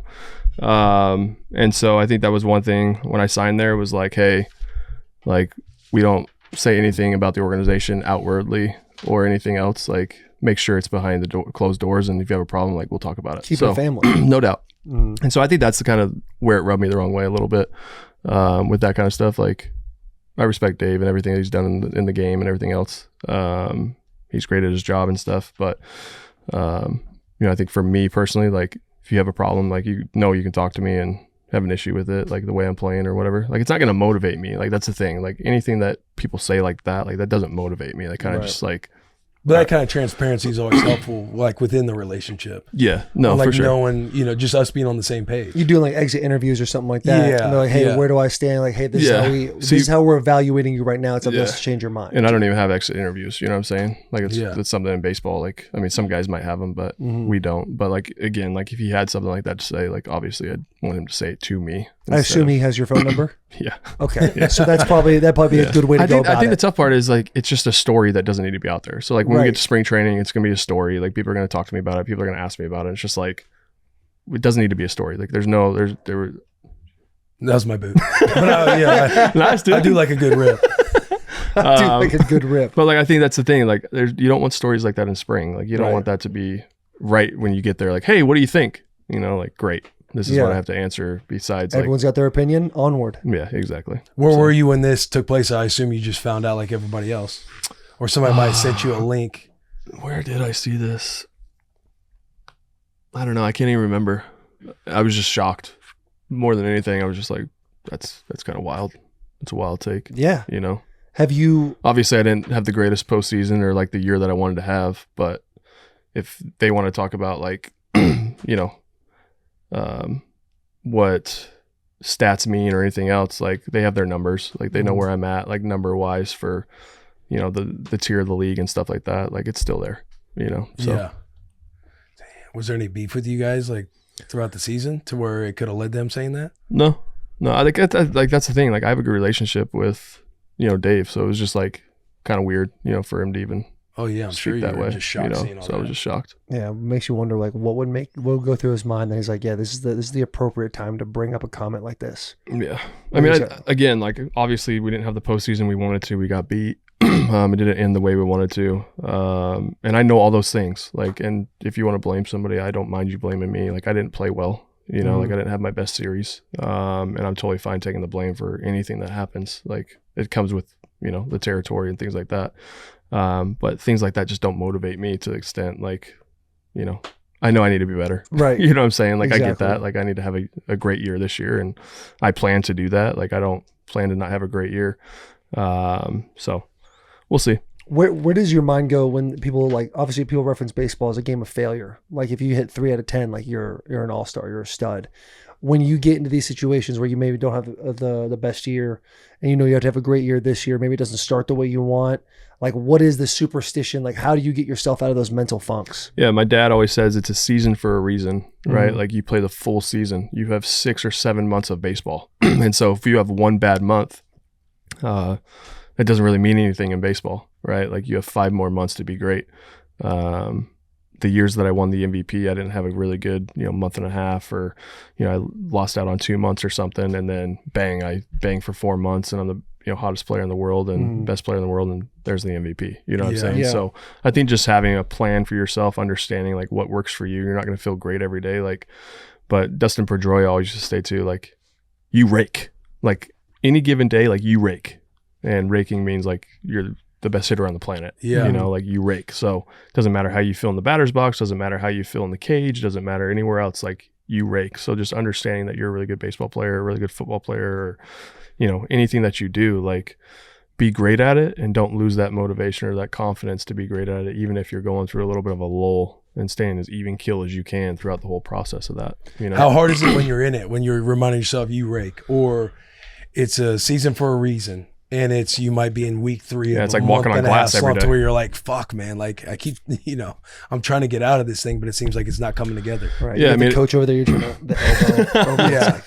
Yeah. Then you feel good. Then you go out there and you're still thinking like, man, am I who I think I am? Right. Am I, you let a little doubt creep And in. the superstitions, like when we went to that Cardinals game where I threw that first pitch, the catcher, he had like a bat in the corner and I went to grab it. And then I think somebody was like, you probably should ask. And I asked the guy, I was like, hey, can I touch the bat? He's like, no, you can't touch it. Yeah. Like there's so many like things you have to get right, or superstitions, I guess. But yeah, Will's question. Yeah, no, I think for me, like every day, every day you come in, like you can feel good or you can feel bad. Like, I mean, there's days where you feel great in the cage or in BP, you go 0 for 4 with 3 punch outs. Mm-hmm. You know what I'm saying? So like, there's no like you can't buy in so heavily on BP or heavily on, feeling good. Like I could feel my worst and have a great series and get 9 hits in a series with, 2 homers. And I'm like, dude, how'd that happen? But you can go a good month and a half and then you lose it for a week and you're like, where'd it go? Like what just happened? Yeah. And that's just how baseball works. Like you run into some good pitching and, you face Paul Skeens on a Friday and then Jared Jones on a Saturday, and then you're facing somebody, out of the bullpen, a lefty out of the bullpen, throwing 98 to 100, and you're like, uncle. Yeah. You know what I'm saying? Yeah, like, what are we doing? Like, give me the average white righty that throws 91. You know what I'm saying? Like, Exactly. what are we doing? That's what I'm talking about. That's what we needed today. Like, geez Louise. But like, there's so many good pitchers nowadays. There's so many, different type of pitchers, lefties, righties, throwing a, bajillion miles an hour. I mean, Aroldis Chapman is the fountain of youth right now, and he's throwing 105. Like it's crazy. That's disgusting. Dear God. Can't have that. Peptides. Peptides. What's worse, like being in a slump, or like making a crucial error that might lose the game? Oh man. I mean, the crucial error sucks because you never want to lose a game for your team. But if I'm in a slump, I'm probably losing more for my team in a slump than I am at first base making an error for one game. Does that make sense? Yeah. Because I'm not doing my job in the batter's box, so we're probably not doing very good as a team. And I'm not saying I'm everything to this team, but like if I'm not playing well, then that's probably not very good for my team. So I'd probably rather make the error than go on a prolonged slump, because if I'm hitting, we're probably winning a little bit more. What's the self-talk like when you're in a slump? Are you just verbally abusing yourself mentally? Yeah, I mean, all the time. God, Yeah. I mean, How you even hear? me and Trey Turner, who plays shortstop for us, we just sit next to each other and just like, should we just go home? Yeah. This is stupid. Like, we shouldn't do this anymore. Like, we're the worst freaking guys on the team. Like, Dude. we are absolutely terrible. Like, you suck today. Good job. Yeah. We always do that. We'll like walk in and go, hey, nice game today. Yeah, you suck today. See ya. Yeah. You got the yips, buddy. God damn. It's so funny because that's exactly how football goes too. You sit next to your boy and you guys are both having a bad game. You're like, we're terrible. How do we even get to this position in life? How do they let us fake it this long? Yeah. Just mentally. But kill isn't that crazy? yourself. Like, you probably never thought that in high school or college. High school, I thought this is You know what I'm saying? the easiest So, thing like, I've ever done in my life. So that's how I think to myself though. yeah. I'm like, dude, I want to think how I was in high school or college. Yeah. Like, I want Ignorance is bliss. like, you kidding me? Like, I'm the greatest player in the world. Like, there's nobody better than me tonight. Like, no chance this guy's getting me out tonight. Yeah. Now it's like, fuck, dude, I gotta face that lefty throwing 100 out of the pen. Yeah. Oh, he's on today That's too. That's over. You watch the first couple guys go before you, and you're like, God damn, he's really on right now. He's gonna throw me a sinker and break my bat. Yeah. I'm not gonna swing. Whack. Breaks my bat. Roll out to first base. Get back in there. Told you guys. Yeah, I tell you. Dude, when I'd struggle in college, I'd literally go back to the rival site and watch my highlight tapes in high school. And like, man, I felt like I used to be good. I'm like, was I good? How do I move like that again? I'd never stressed in high school. Well, high school I was just bad until my senior year. Then I was all of a sudden good. But like college, I never stressed. I was like, this is like in the NFL, if you have a 2-minute drill and you're an offensive lineman, that's when your heart rate's the highest, the anxiety's the highest. Like you just got to make sure you keep your boy alive. When I was in college, when we have a 2-minute drill, I'm like, oh, I'm about to get all pluses on this right now. It's not a big, like this is just going to add to my grade tomorrow. And then you go in, a couple spin moves having by Whitney Merciless, and you're like, how the fuck do I ever, if a man puts another spin move on me, I'm done. I'm dead. It's just crazy, man. It's crazy. It's wild. It's the mental part it's wild. And like guys that can kind of get through the mental grind of the year or the game or anything, like those are the guys that you see that are at the top. Because like baseball, man, it goes downhill quick. And it's like quicksand. I mean, it's just like Shane Falco said in The Replacements. Yeah. The more and more you try to climb out of quicksand, bro, the deeper you go. I'm sure it was a great movie. It was. It's awesome. Yeah, I'm sure it was a phenomenal scene. No, I mean, just you haven't seen The Replacements? No, I've already. I adjust that. Little Giants and Replacements? So that happened on this show. I know. I must not have caught The Replacements. That's crazy. You've known me for 8 years. Shane Falco, man, Ohio State. Dang, dude. Unbelievable. That's why I didn't watch it. Ohio State. Have you ever been around a guy that like doesn't worry about a thing? I've been around players that like are stress free, and I'm like, I think that's BS, dude. I think that's so. Like, you think so? I do, man. But has there ever been anybody that had, like, again, college? I remember Rex Burkhead. It always felt like he kept himself so poised, where I feel like there's mental warfare happening in my head. Hey, shout out to Rex Burkhead, man. Shout out to Rex Burkhead. He won me a fantasy league on a whatever, on the, what's it called when you fantasy football? Yeah, but PPR. No. Touchdown? Championship? I sound like an idiot. It's okay. It's okay. He's only on the waiver. Sorry, on the waiver. Yeah, you picked him up on the waiver. 11th and 12th week for the Texans, he put up like 50 points back-to-back weeks. Yeah, bro, he's a monster. That's my guy. Yeah. But I always felt like he always kept himself so poised. And I'm like, hey, is there anything that you do? And he ended up giving me this book called The Mental Edge by Kenneth Baum. And he's like, read this. And I will say, reading that book, it was a whole different perspective. It was like 4 agreements or the 5th agreement. Yeah. Where you just have this whole new perspective on using your brain as something that could be an advantage or helping you versus how you learn about yourself, where you just you talk down, or you have so much doubt and how to compartmentalize. And it kind of just opened my mind up. But Rex was a guy, I always saw himself, the way he carried himself. I'm like, what does this guy fucking have? Like, I need whatever. It seems like he's posturing to me, but it seems real. I always think with the Trent Williams story you tell, and how he's sitting at breakfast. But that's a guy who had the same mental that you had in like college and high school. Like, he just still had that. Right, that's what I'm saying. Like, guys have that. Like Trent Williams, when he goes to a game, he's like, man, I'm a ball today. And I was always like, I hope I don't get found out today. Yeah. He was a dude that just was, he was so dominant. Taylor's referring to a time after practice where me and Logan Paulson, a couple white tryhards, are just like, fuck, man. Like, injuries. You just talk about practice being tough and everything else and surviving. The original Exciting Whites. Yeah, exactly. The original, the OGs. And Trent came and sat down, and he was kind of participating in the conversation. He's like, man, I'll be honest. I'm just waiting for a day that somebody walks in those doors and challenges me at practice. And he said it in a way of not like us laughing or being arrogant. He said it so innocently where it's like, that dude just has the fucking juice. Right. And did he say it right in front of Brian Orakpo, who he goes against every day? Yeah. Yes. Yeah. Right in front of Rack. But I think that's how you came up too. Like, that's how, like, the people that are around you to kind of put you in that, like, in that light. And then, like, I mean, I don't know. My dad did such a good job of, like, building my confidence. Like, unbelievable job of building my confidence. And so I think it's kind of just carried over to where I am today. Like, I feel that way when I walk into the clubhouse every day. Like, nobody's better than me. Obviously, like, when you're going through this, through a funk or anything else, like, it sucks. But at the end of the day, like, when I walk out on that field, like, my name's still my name. Yeah. Right. Yeah. Like, you know what I'm saying? There's a guy that always says that before we walk out on the field. He's always like, hey, everybody remember your name's still your name. And so, like, that's the thing that I always think to myself, like, man, you're right. Like, your name's still your name as you walk out on the field. What are some things that your dad shit like that to me? What are some things your dad would do to instill that type of confidence in you? I mean, for me, like this might sound weird, but like he would always buy the best baseballs. Like I grew up in, lower middle class. Like we couldn't afford pearls all the time, but like he would always go out and get like the best baseballs. So when I'm hitting, balls would fly. And so the confidence there, like, I'd hit on he would always tell me when I was younger, I'd go to, hit on a baseball field and be like, oh yeah, this is only like 250 feet. Like, don't even worry about it. And I'm like, all right, like whatever. It'd be like a 300-foot fence and I'm hitting balls over it at like, 11 years old. And I'm like, dude, this is nuts. And my dad would be like, hey, today that actually was a 300-foot fence. And so like he would always like give me that demeanor and I'd be like, are you serious? He'd be like, yeah, like this is what we do. That's awesome. You know what I'm saying? So like, I mean, we did so much stuff, man. He was such a good, I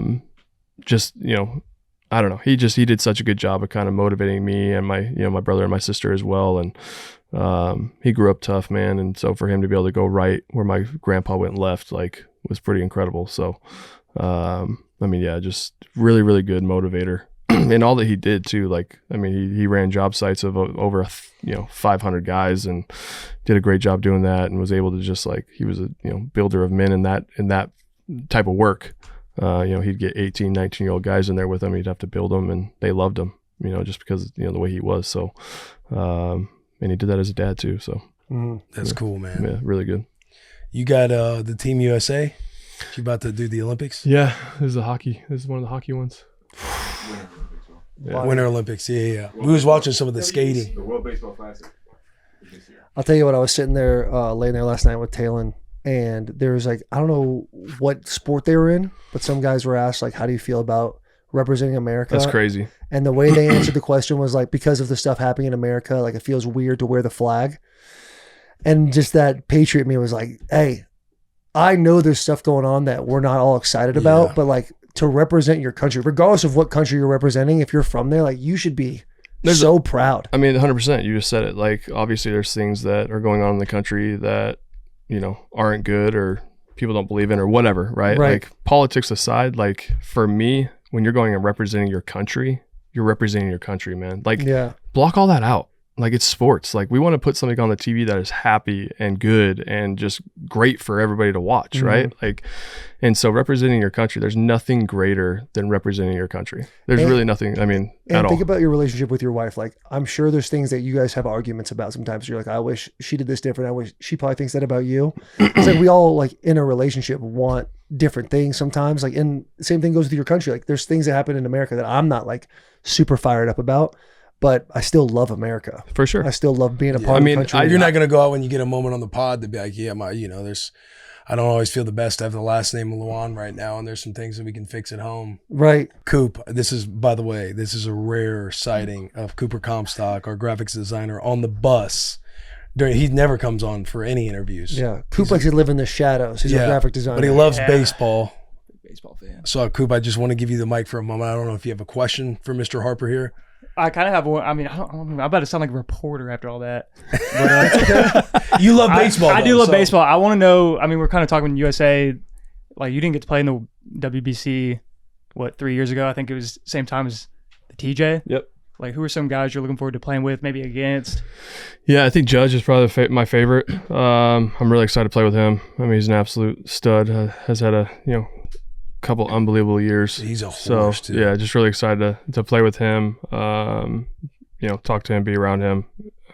But yeah, I mean, first time I represented my country was when I was 16, and then in the Junior Olympics, and then 18 the year after. So being able to kind of do it now and put USA on my chest, I'm really looking forward to it. So it'll be a lot of fun. That was a reporter question. I just pictured him being in Florida or Arizona for spring training, and that's like one of the first questions. So, Aaron Judge, I'm excited, get around him, rattle some bats with the boys. No, I'll be sick. I'm excited. Yeah. Get after it. A lot of good guys out there. It'll be dope. You brought up Judge, torpedo bats. Torpedo bats. Wow, you do watch. We a fan? Well, yeah, I caught what's going on. That headline there. did come across last year. It came across my timeline. Yeah, I'm not a fan. Okay, Yeah. fair enough. Not a fan of torpedo bats? Why not? It's kind of like Noco to me. Overrated. So you think torpedo bats are just overrated? You don't think it's like, to where you're just out there hitting dingers all the if it time? works for somebody, then that's great. But I don't think. Have you ever put your hands on a torpedo bat? Yeah. And you swung it?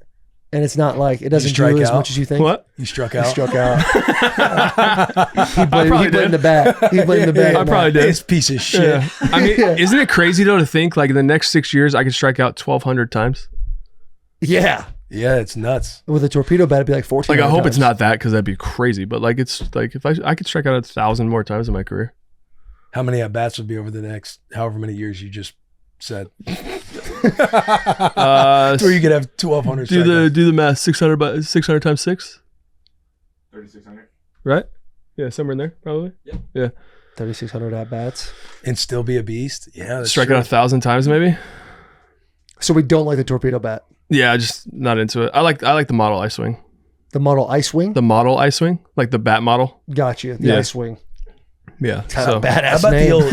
Yeah, I kind of fuck with How ice about wing. the old TPX? bro, hey, I use the DeMarini Voodoo, but Nice. yeah, but I grew up using like Omaha Gold, Yep. and then like the trying to think of the Air Response, the Air Gen 1X, Yeah. and then I switched to double wall Vexum DeMarini.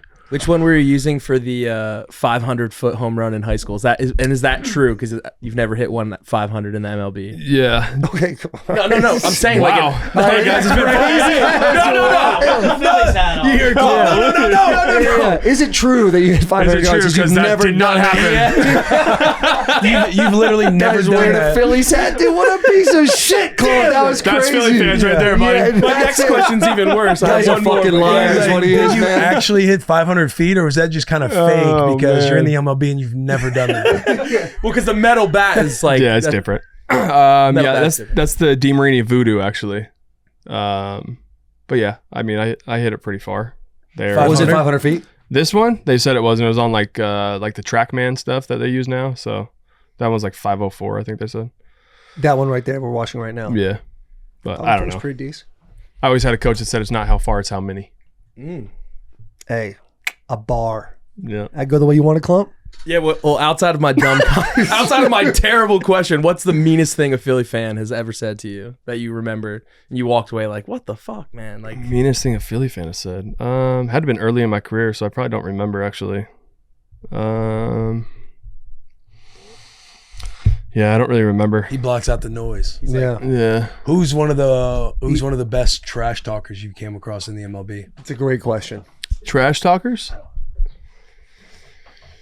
I don't know. It's so weird in baseball, man. Like, they don't really you can't really talk from across the dugouts. Like, it's kind of just like, you know what I'm saying? Like, Yeah, but you're at first. Guy hits a single. He's sitting over there. Maybe you trip him a little bit. Hey, nice shoes. Or maybe after a game when you shake hands, you get a little pat the head comment. yeah, we don't do that either. You don't shake hands after a game anymore? No, we never did. We've lost the plot. Yeah, we've lost our edge.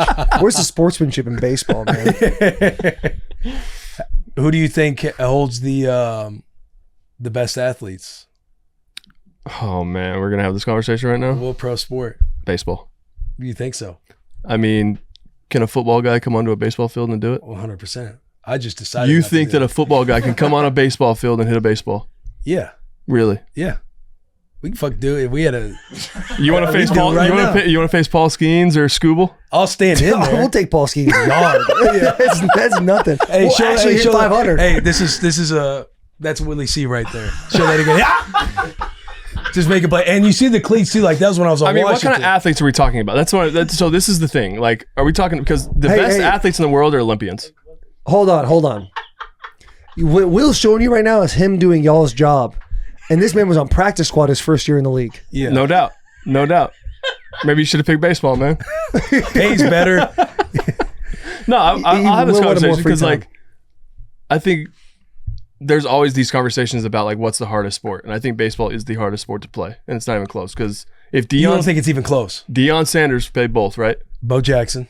Bo Jackson, but Deion Sanders always says there's nothing harder than hitting a baseball, and I really think I don't think there's anything close to hitting a baseball. Your argument that you're having right now is not between baseball and football or basketball. It's between baseball and hockey. That's your argument right now. The hardest to do. Like the barrier of entry is the hardest. So like skating backwards and all that kind of Skating, stuff. Yeah. using a stick, like you're going from hands to now you have an extension of your hands, and that's how you have to operate. For How sure. can be easy, bro?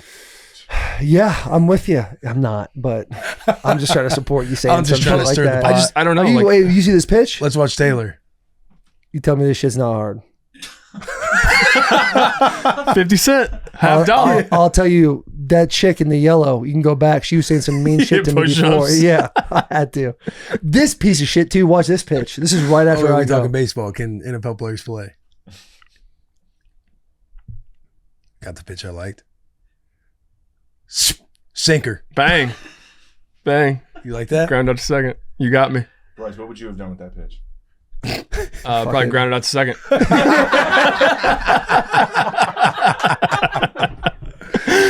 No, I mean, what do you think? What's the hardest thing to do in football? Play every snap. You're right. You have to have durability. You have to have athletic ability. You have every shape and size on the football field. Guys have to cover dudes with, and one guy knows what he's doing, the other guy doesn't know, just has to be reactive.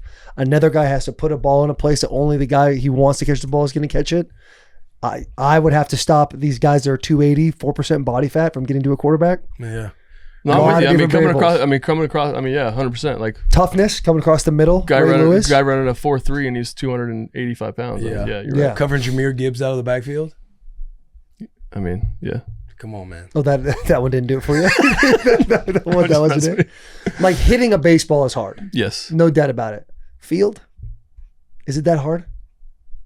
gotta Giancarlo track, Stanton you coming and gotta- trying to hit a ball 150 at you. I mean, I don't think You're scared of the baseball, right? that was when I was 12. I mean, like how many times do you think you can get a hit in like 100 at bats against like Jacob deGrom? One.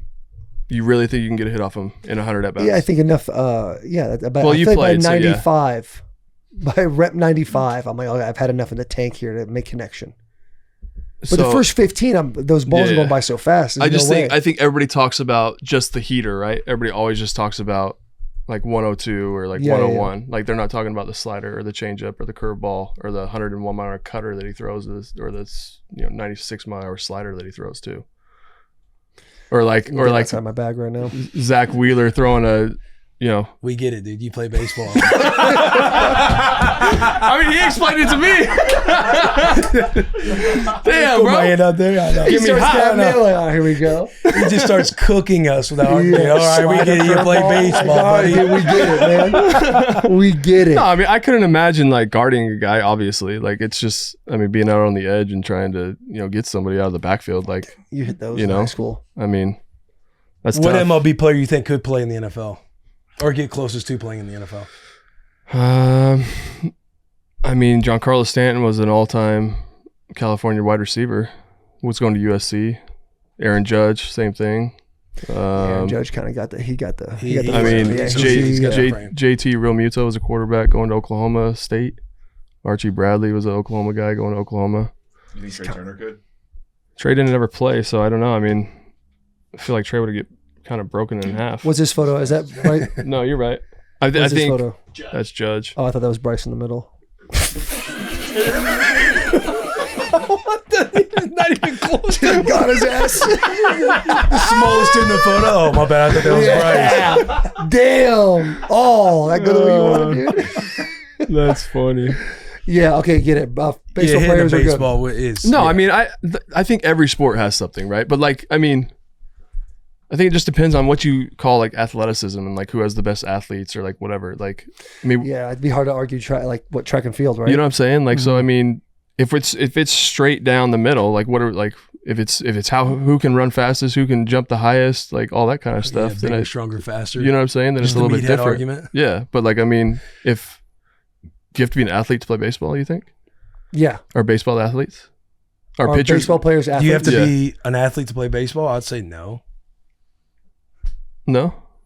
Right? So, There's some heavy set cats out there. It's like they ain't Yeah, but there's some heavy-set athletic, but as cats far in as football. hand-eye and understand playing the game at a very high level, the hardest sport to play. I would say it's not like you have to be like an all-world athlete, like Yeah. a world-class type of athlete with as far as like genetics and bigger, faster, stronger, and all that. What Like it's the hardest. I would say, yeah, baseball. I'd say is the hardest craft out there. so you agree? Argue with hockey. Yeah, I'm just trying to fucking stir the pot. As far as like hardest thing to do. Yeah. take into account, again, it's What all about about how you define what about luge? athleticism. Who? What about luge? I'm just kidding. Like luging? Oh, okay. Like going down the street. Yeah, look at my man right there. Yeah, luging, curling. This guy. I think that's That's a chef. That's doesn't that look like Action Bronson? That's a big ass boys. What that You know is? what I'm Big talking boy. What about? Action Action Bronson is. 450. Give me your ranking of the core four. So hockey, baseball, basketball, football. Hardest to easiest. God, I'm gonna get crushed. Baseball's 1 for me. Okay. Hockey's 2. Football's 3. NBA's 4. Nice. I'll take that. I'll take that. What do you Bryce think? Harper. I was thinking it just all depends on the argument we're having. Well, that's what I'm saying. So Yeah. like, there's so many arguments you can have about the sport. So Like, what, running, jumping, that's changing what I'm saying. direction. So like, is there Yeah. any better athlete? Okay, who has the better athletes, NFL or NBA? Oh, don't get Will cut up on this. But like, that's what I'm saying. I So would like, say NFL too. but like, okay, so are guys in the NBA because they couldn't catch, or like, No. you know what I'm saying? Like, I mean, I don't know. Like, You're too 'cause- soft. You really think that? I think, yeah. So I like mean, LeBron, like the probably same- one of the greatest, like one of the best athletes, right? Like Yeah. speaking just athlete, right? he like was all state. he was or all state in All-American, football, right? So whatever like, it could was. he have went and played football at Ohio State or like, you know what I'm I saying? think so, yeah. You know, Yeah. like yeah, I feel you. He's an outlier. I feel like as far as barrier to entry, NBA is the hardest because you have to have some genetics. Barrier of entry. Basketball is the easiest. NBA, you're saying is the hardest? Highest barrier of entry is the NBA. Oh, well, you're talking about entry. You're talking about okay. entry and ceiling. Entry is like just to play the game. It's the easiest game to just play from an equipment I'm standpoint. I'm talking about just getting I'm in talking playing. about the NBA. Oh, But also, Yeah. like if I ran on a court right now, they put me in a pretzel. yeah. Yeah. You know what I'm saying? So, Lowest barrier of entry is baseball. Just No. point at him. What are No. you talking about? More people could play baseball than basketball. It's easier to go and play basketball from just an equipment standpoint. How much it costs to go do it. How much I'm talking. yeah, Baseball diamonds I'm are harder talking to about, find than basketball courts. Talking pure numbers, NBA versus MLB is what you're saying? Yeah, Bryce looked at his phone. You can tell he's over that. Yeah. All right. no. I enjoy this conversation because I don't like. I respect all athletes. So like I respect everybody that does their craft the right way. But like we never like that's why I always go back to Deion Sanders or Bo Jackson because Deion and Bo always say that baseball is the hardest sport to play. And those are a couple And of those good are trump two. cards. You know what I'm like. Yeah, those are big trump cards. And so for me, like, what NFL player is going to come onto a baseball field and play, like, and be really good? Like, I feel like I could take a baseball player that was an All-American. It's a completely different game. I'm not saying this at all, Right. but I like, understand what you're saying though. but like, give him a camp or a year to get ready for the NFL, and I think he could probably remember how to go play Be more successful faster than a football player for sure. would be. Like, you think Yeah. Aaron Judge can go be a tight end at 6'9" and 275 pounds and Yeah, he play? probably could. Right? Like, I don't Michael know. Jordan wasn't able to do it. Yeah. No, you're right. I mean, fuck. You're right. Say, we talking about cream of the crop in the Tim NBA. Tebow. Trying to go play some baseball. He couldn't do it. But like Matt Stafford, he probably played all the way through high school, right? Baseball. Yeah. Probably. So You can like, assume that. can he come out after a month in spring training and come face DeGrom and be well? Tim Tebow did it, but like couldn't play at the highest of levels because he was like. But we've seen footballers go from football to going in and And what? shaking the world in the MLB. Oh, Bo Jackson was those an two all-star. examples. Yeah. Are there any examples? But there's no examples of just like, a baseball player going to play football. yeah. Or a basketball player going to play football. I mean, Brandon Whedon, is that Yep. right? Yep. Quarterback, Yep. Oklahoma He was a State. So he got 25-year-old drafted, rookie. played in There's minor, several, like, minor league baseball. Russell Wilson, same thing. Minor Yeah. league baseball. Was Kyler Murray. like, Kyler Murray, like no Yeah. chance. I don't want to do this. AJ Brown. You know, like guys AJ are Brown, yeah. guys are like, I don't think that's for me. Yeah. And they come back in the NFL and they're superstars. That's a good argument. Yeah. It's a Good good points. argument. Oh, Grok has an answer? The hardest sport is boxing. See, Okay. Grok's answer is sorry, yeah. You just You can see how AI still needs What is to that? keep up. Chat GBT? Yeah. That's not it. you want to hit him with the Bud Light question? Yeah, The Bud Light. The Bud Light. Bryce, anyone would do anything for an ice cold, crisp Bud Light. What is something that Bryce Harper would do anything for? Can't say family. World Series. That's the only answer. That's the only answer I got. I like it. Didn't have to think about it too much. Be real. How far would you go? Oh, I would do it. Yeah. Oh yeah. You know, yeah. You would even take half. You do You the get whole the thing. assignment. If we're talking about it, then yeah. I mean, I was thinking. And the way he looked at me, he's like, "I'll do it." Something else. Like, Nothing else yeah. needs to be said. Yeah. I mean, Jeffrey Simmons said he'd kiss another man. Yeah. Bryce? World Series, Game would you? 7. You're in there getting ready. Some guy in a cloak comes up and he's like, "Hey, you can win, but the only way you're going to win is if you kiss this man right here." And Will pops up. for the boys. That's how you get it done. This was a great episode. It was a great episode. I hope we asked all the baseball fans tuning in. They're going to be mad about something. We're going to get off this pod. And they're Hey, mad. I got why one didn't you more. ask about the salary cap? I got It's one like, more. listen, we ran Oh out of time. yeah, why don't you guys have a salary cap? That's kind of crazy. You're kind of the leader of it too. It's just not going to happen. I mean, it's just not going to happen.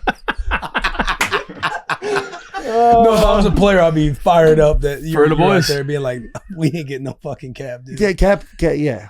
Guys like 330, no cap. I just feel like for our game and the way our game is going and how much I always say this, like I'd rather be an owner than a player. Mm. Like, and there's teams lining up, like, or there's people lining up to buy teams. So like we must be doing okay. You know what I'm saying? Like there's so many things that like the Rockies were bought for $250 million or something crazy like that. And now they're worth, $2 or $3 billion. You know what I'm saying? So like teams are making money. Right. And obviously like everybody has down years and things like that. But at the end of the day, like players need to get compensated the right way for the longevity of their career. You know? So in a way, you could be saying like all the organizations and people that kind of complain about the separation or the gap. It's like there's owners that can be out there. If you want to get in this game this way, Like, organization can kind of approach it better than what they're doing. I think too, like that's why I say the Dodgers always do so good, right? Like I'm not saying like I want to be a Dodger, right? Like everybody's that's crazy. No, like they do it the right way because they draft well. They get guys in their organization that are Dodgers. Like there's teams that like oh yeah, that's a Cardinal. Like he definitely plays like a Cardinal. Oh, this guy plays like a Dodger. This guy plays, like a Philly. Like there's certain teams and certain individuals you get into your organization, you're like, he's going to be a guy for us because he matches the mold of our team, our city, our organization, right? And so when the Dodgers go out there and do their job, like, and yeah, they have more money than everybody. Like I get that, but you still have to put pen on paper and go out and play. Like you can't just be like, oh yeah, we're better than everybody. Like, no, you still have to go out there and do your job and play well and whatever. And so for me, like they still have to show up, they have to do their job, and they run it the right way. They run a business. They're smart. They understand what they need to do off the field, on the field, in their clubhouse, management, everything. And so they do it the right way. And so I don't think they should be reprimanded because they go out and spend money more than Colorado or whoever. Like they're just, I don't know. They do it the right way from the ground up. And I think more organizations can learn from them how to run their organization because they do draft well and they do things the right way in their minor league systems that make their players great too. They have some random guy. They have some random guy that comes in and throws 6 innings in the postseason like it's nothing. You know what I'm saying? Like some guy that was sitting in Arizona. I can't remember the guy's name. Probably not. I don't know. There was a guy that. Should we find that guy's name? Random guy, postseason, 6 innings for LA Dodgers. I can't remember who it was. No, but seriously, like he was sitting in Arizona. He got the call and then came in and threw like 6 shutty against. I don't even know who they played in the second round. Who did they play? Milwaukee. They played the Brewers in the second round. Yeah, is that what it was? Coop would be the guy. Was it Milwaukee? Coop was shaking his head. Yeah. I don't remember the guy's name, but No, not Oral. He'll find it. No, but I mean, he just like he came in and just did his job, and everybody's like, "Who is this guy?" And he dominated. But like that's who the Dodgers are. Yeah, they have all these great players, but also they have guys like that just come in and absolutely they develop, dominate. they draft, develop, 100%, and they sign. Exactly. Yeah. So like I can't be mad at them for what they do. You brought up something talking about watching a guy play like, oh, that's a Cardinal, that's a Philly. Have you ever gotten the title of, hey, this is a guy that plays like this franchise? For me, yeah, I feel like I'm very Philly. Very Philly. What do you think? He's a Philly. Hell yeah. Has he got the Philly hat on? What makes a Philly guy? He don't know. Compton, though. Yeah. No, I think just hair on fire, hard nosed, like passion. Blue collar type of mentality. Embracing the fans when they boo you, but they cheer for you because they love you. Yeah. For sure. Type of guy. How much longer do you have to play? I want to play till I'm like 42, if I can. Like that's like the number I want to get to. I mean, at the end of this deal, I'll be 39 and I'll have like a couple more months to 20 years. Yeah. So I would love to get to 20 years for Gotta sure. get to 20 years. Yeah. When you reflect on your career, is there a moment, a decision you made, a conversation or a situation that happened that you look back on and wish you would have handled it differently? Or you felt like I kind of failed in this instance? I think for me growing up, you have to learn from what you do. And so I'm glad everything's gone the way it has, just because I've learned from each situation I've ever put myself in for that kind of stuff, like on the field or in the clubhouse or anything else. So the decision I make in the clubhouse or that I've made prior to being in Philly or whatever has really helped me go this way instead of this way. Gotcha. And so the things that I've learned from guys over the years, good and bad, has helped me, with guys around me or giving them talks or anything else. Like I think everything I've done has got me to where I am today. So I love that. Yeah. Feel good? I feel great. This is awesome. Awesome, Pod. Cool. One recommendation for people in Nashville to go eat. Where would you put them on? Can I say? If I had that name of that place yesterday, I would say that place Really? because it's a Mexican spot and like there's not many Mexican spots in Nashville. Yeah, fair enough. Best restaurant you've ever been to in your life? In my life. In your life. Oh my gosh. You're like, man, if I could have one meal again, it'd be this meal. What's your zips? Oh, my zips. Probably Kakari, man. What is Kakari? So it's a Greek place, but they got like lamb chops and all In that. San Francisco? In San Fran. Kakari is very good. And it sucks that we were just in San Francisco 2 days ago. He's been talking about it since I mean, walked in. Uchi is very good. Sushi. Where's that at? So Denver, Colorado. Really? Crazy, right? Denver. Is that wild? Yeah, that's wild. Yeah. There is a place, Argentinian Steakhouse in Minneapolis, Minnesota. Banging. All right. Yeah. Unbelievable. Fucking shout out Minneapolis. We got to travel the country, man. That's crazy. We got to travel the country. Dude, we gotta do? We gotta get off our asses when we travel. Yeah. We just go and do what we're supposed to do and then go to the hotel. Sunday, Monday, sleepy. Tuesday, Friday, Saturday, Sunday. Shoot. I don't want to screw this up. I think it's Friday, Saturday, Sunday in Philly. Whoa. Very good too. Yeah. There it is. Is that it? I don't know. I don't think that's Brazilian. it. No, not Brazilian. Argentinian. Yeah, you got to get the zips, man. What parts of the year are usually back home? Right now. For how long have you been So home? November till I leave Saturday. So Okay. November to Saturday. We'll have to get up, to next year or to the end of the year. Do We'll, what? we'll just have to get the boys back together. Yeah. Gotta go and eat some food or We gotta something. we're Philly fans now. We're Philly Yeah. fans. We're San Francisco fans. That's it. No, That's Cardinals. Bussin' With The Boys. Cardinals. This is Come on it. now. This place right here. What's it called, Sherm? It's called Argentinian. Porzana. Porzana. Hosanna, Whoa. Minneapolis. Hey, very good. What's your Shout guys' out. favorite hotel chain that you guys stay in? Graduate. Graduate. Graduate What's is that? fun. Yeah, I like the Graduate. Any like college town you go to, they have like the culture of the school there. We didn't talk I about think any it's like college Hyatt football, or man. I'm something so like that. sad. You know Man. what? We didn't talk any college football or anything. Look, this man. is I'm a so this sad, is a man. this is a new Willie flavor, but I've been there a few Four Seasons and they Hey, do rip. Four Seasons. Hey, Hey, they do. Hey. Thank you. hey, Four Seasons elite, bro. Yes. Is it that Yes. good? What? Oh yeah, bro. Oh, Four Seasons. First one I went to was the one on our honeymoon. Where we go? Bora Bora. Bora Bora. Hey, they say I the hate one. that I know this They say man's the one in life. Philly is the number one rated Four Seasons in the country. In Philly? In Philly. Damn. Yeah. In Hey, Philly. Bora Bora Yeah, where was did we stay? fire, bro. Some Hyatt. See, I gotta do that. You must have not liked it too much if you don't remember. He Well, remember. that's just he the remembered. CTE kid. brain. Yeah. That brain, all mixing together. Yeah. But that was And the fire. funny thing too, bro, he talked about Bora Bora 3 weeks leading up to it. After, I've heard about Bora Bora a shitload, and this time he's just his brain just Crickets. stopped working. Yeah, it just stopped. Yeah, it happens. The lights flicker. Here's the problem with this place, man. That place is too damn far away. It's way too far. You like But to fly? it is amazing. I don't mind flying. Yeah. Like I enjoy flying. I enjoy flying with my boys here and talking about the plane going down every time we fly. See, I don't care about crash and burn. Yeah, Like 'cause I'm that's just. it. It's like, what are you gonna do? you die. Hey man, it's been fun. Yeah. Yeah. Yeah, I just think Dead. about like if you're Dead. up like 35,000 feet and it starts to not go well, how do we handle that last 90 seconds? Are you grabbing the steering wheel? Oh, I can get us out of there. I've done 20 hours. Really? I've landed a plane. Wow. Yeah, so Grabbing the steering wheel. I'm just trying to get a tweet off. Hope they got Starlink. Yeah. What, you said you were bumbling to talk about college football. What? No, He's Ohio State boy. NIL. I mean, there's so much stuff. Like it's crazy. It's a crazy world, huh? It's crazy. I know. It's crazy. Have you put any money into some NIL? And how are you an Ohio State guy? I don't know. Maybe. You have I don't know. Maybe. Ohio State. How do you think Jeremiah Smith stayed there last year? Yeah, right. Not that much. At 4.5. Oh yeah, no problem. How are you Ohio State guy? My wife went there. She played soccer there.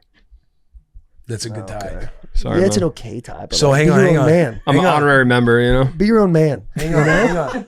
Have you put toward the NIL fund for Ohio State? Not for the football team, no.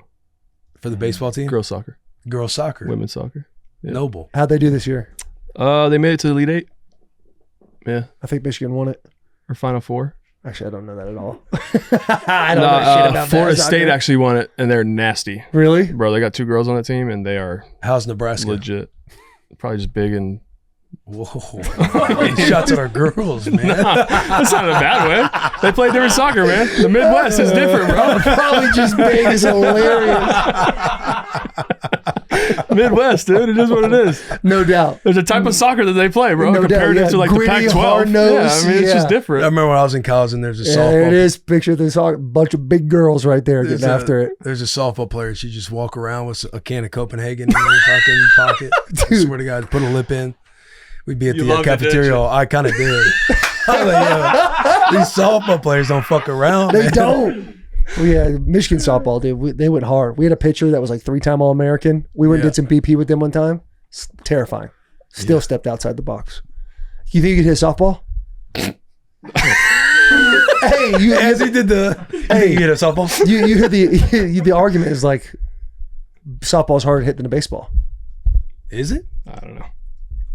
He's too scared. He's too scared to yeah, try. he's scared. You see him scared to gripping try. the. Yeah. I don't know. I don't if know, it is or guys. not, man. Just saying, man. I don't know. Let's That's let's get wild. out of here. What do you say? What do you guys say, huh? Yeah, my Great ass pod. is sweating. My low bag. Let's get a round of applause for Bryce Harper, man. Making the time right before he goes to spring ball, man. Big hugs. Please subscribe. Tiny little itty bitty kisses. See ya. Dude, that was y'all. awesome. Thank you. Appreciate it. That was a fun. Let's go.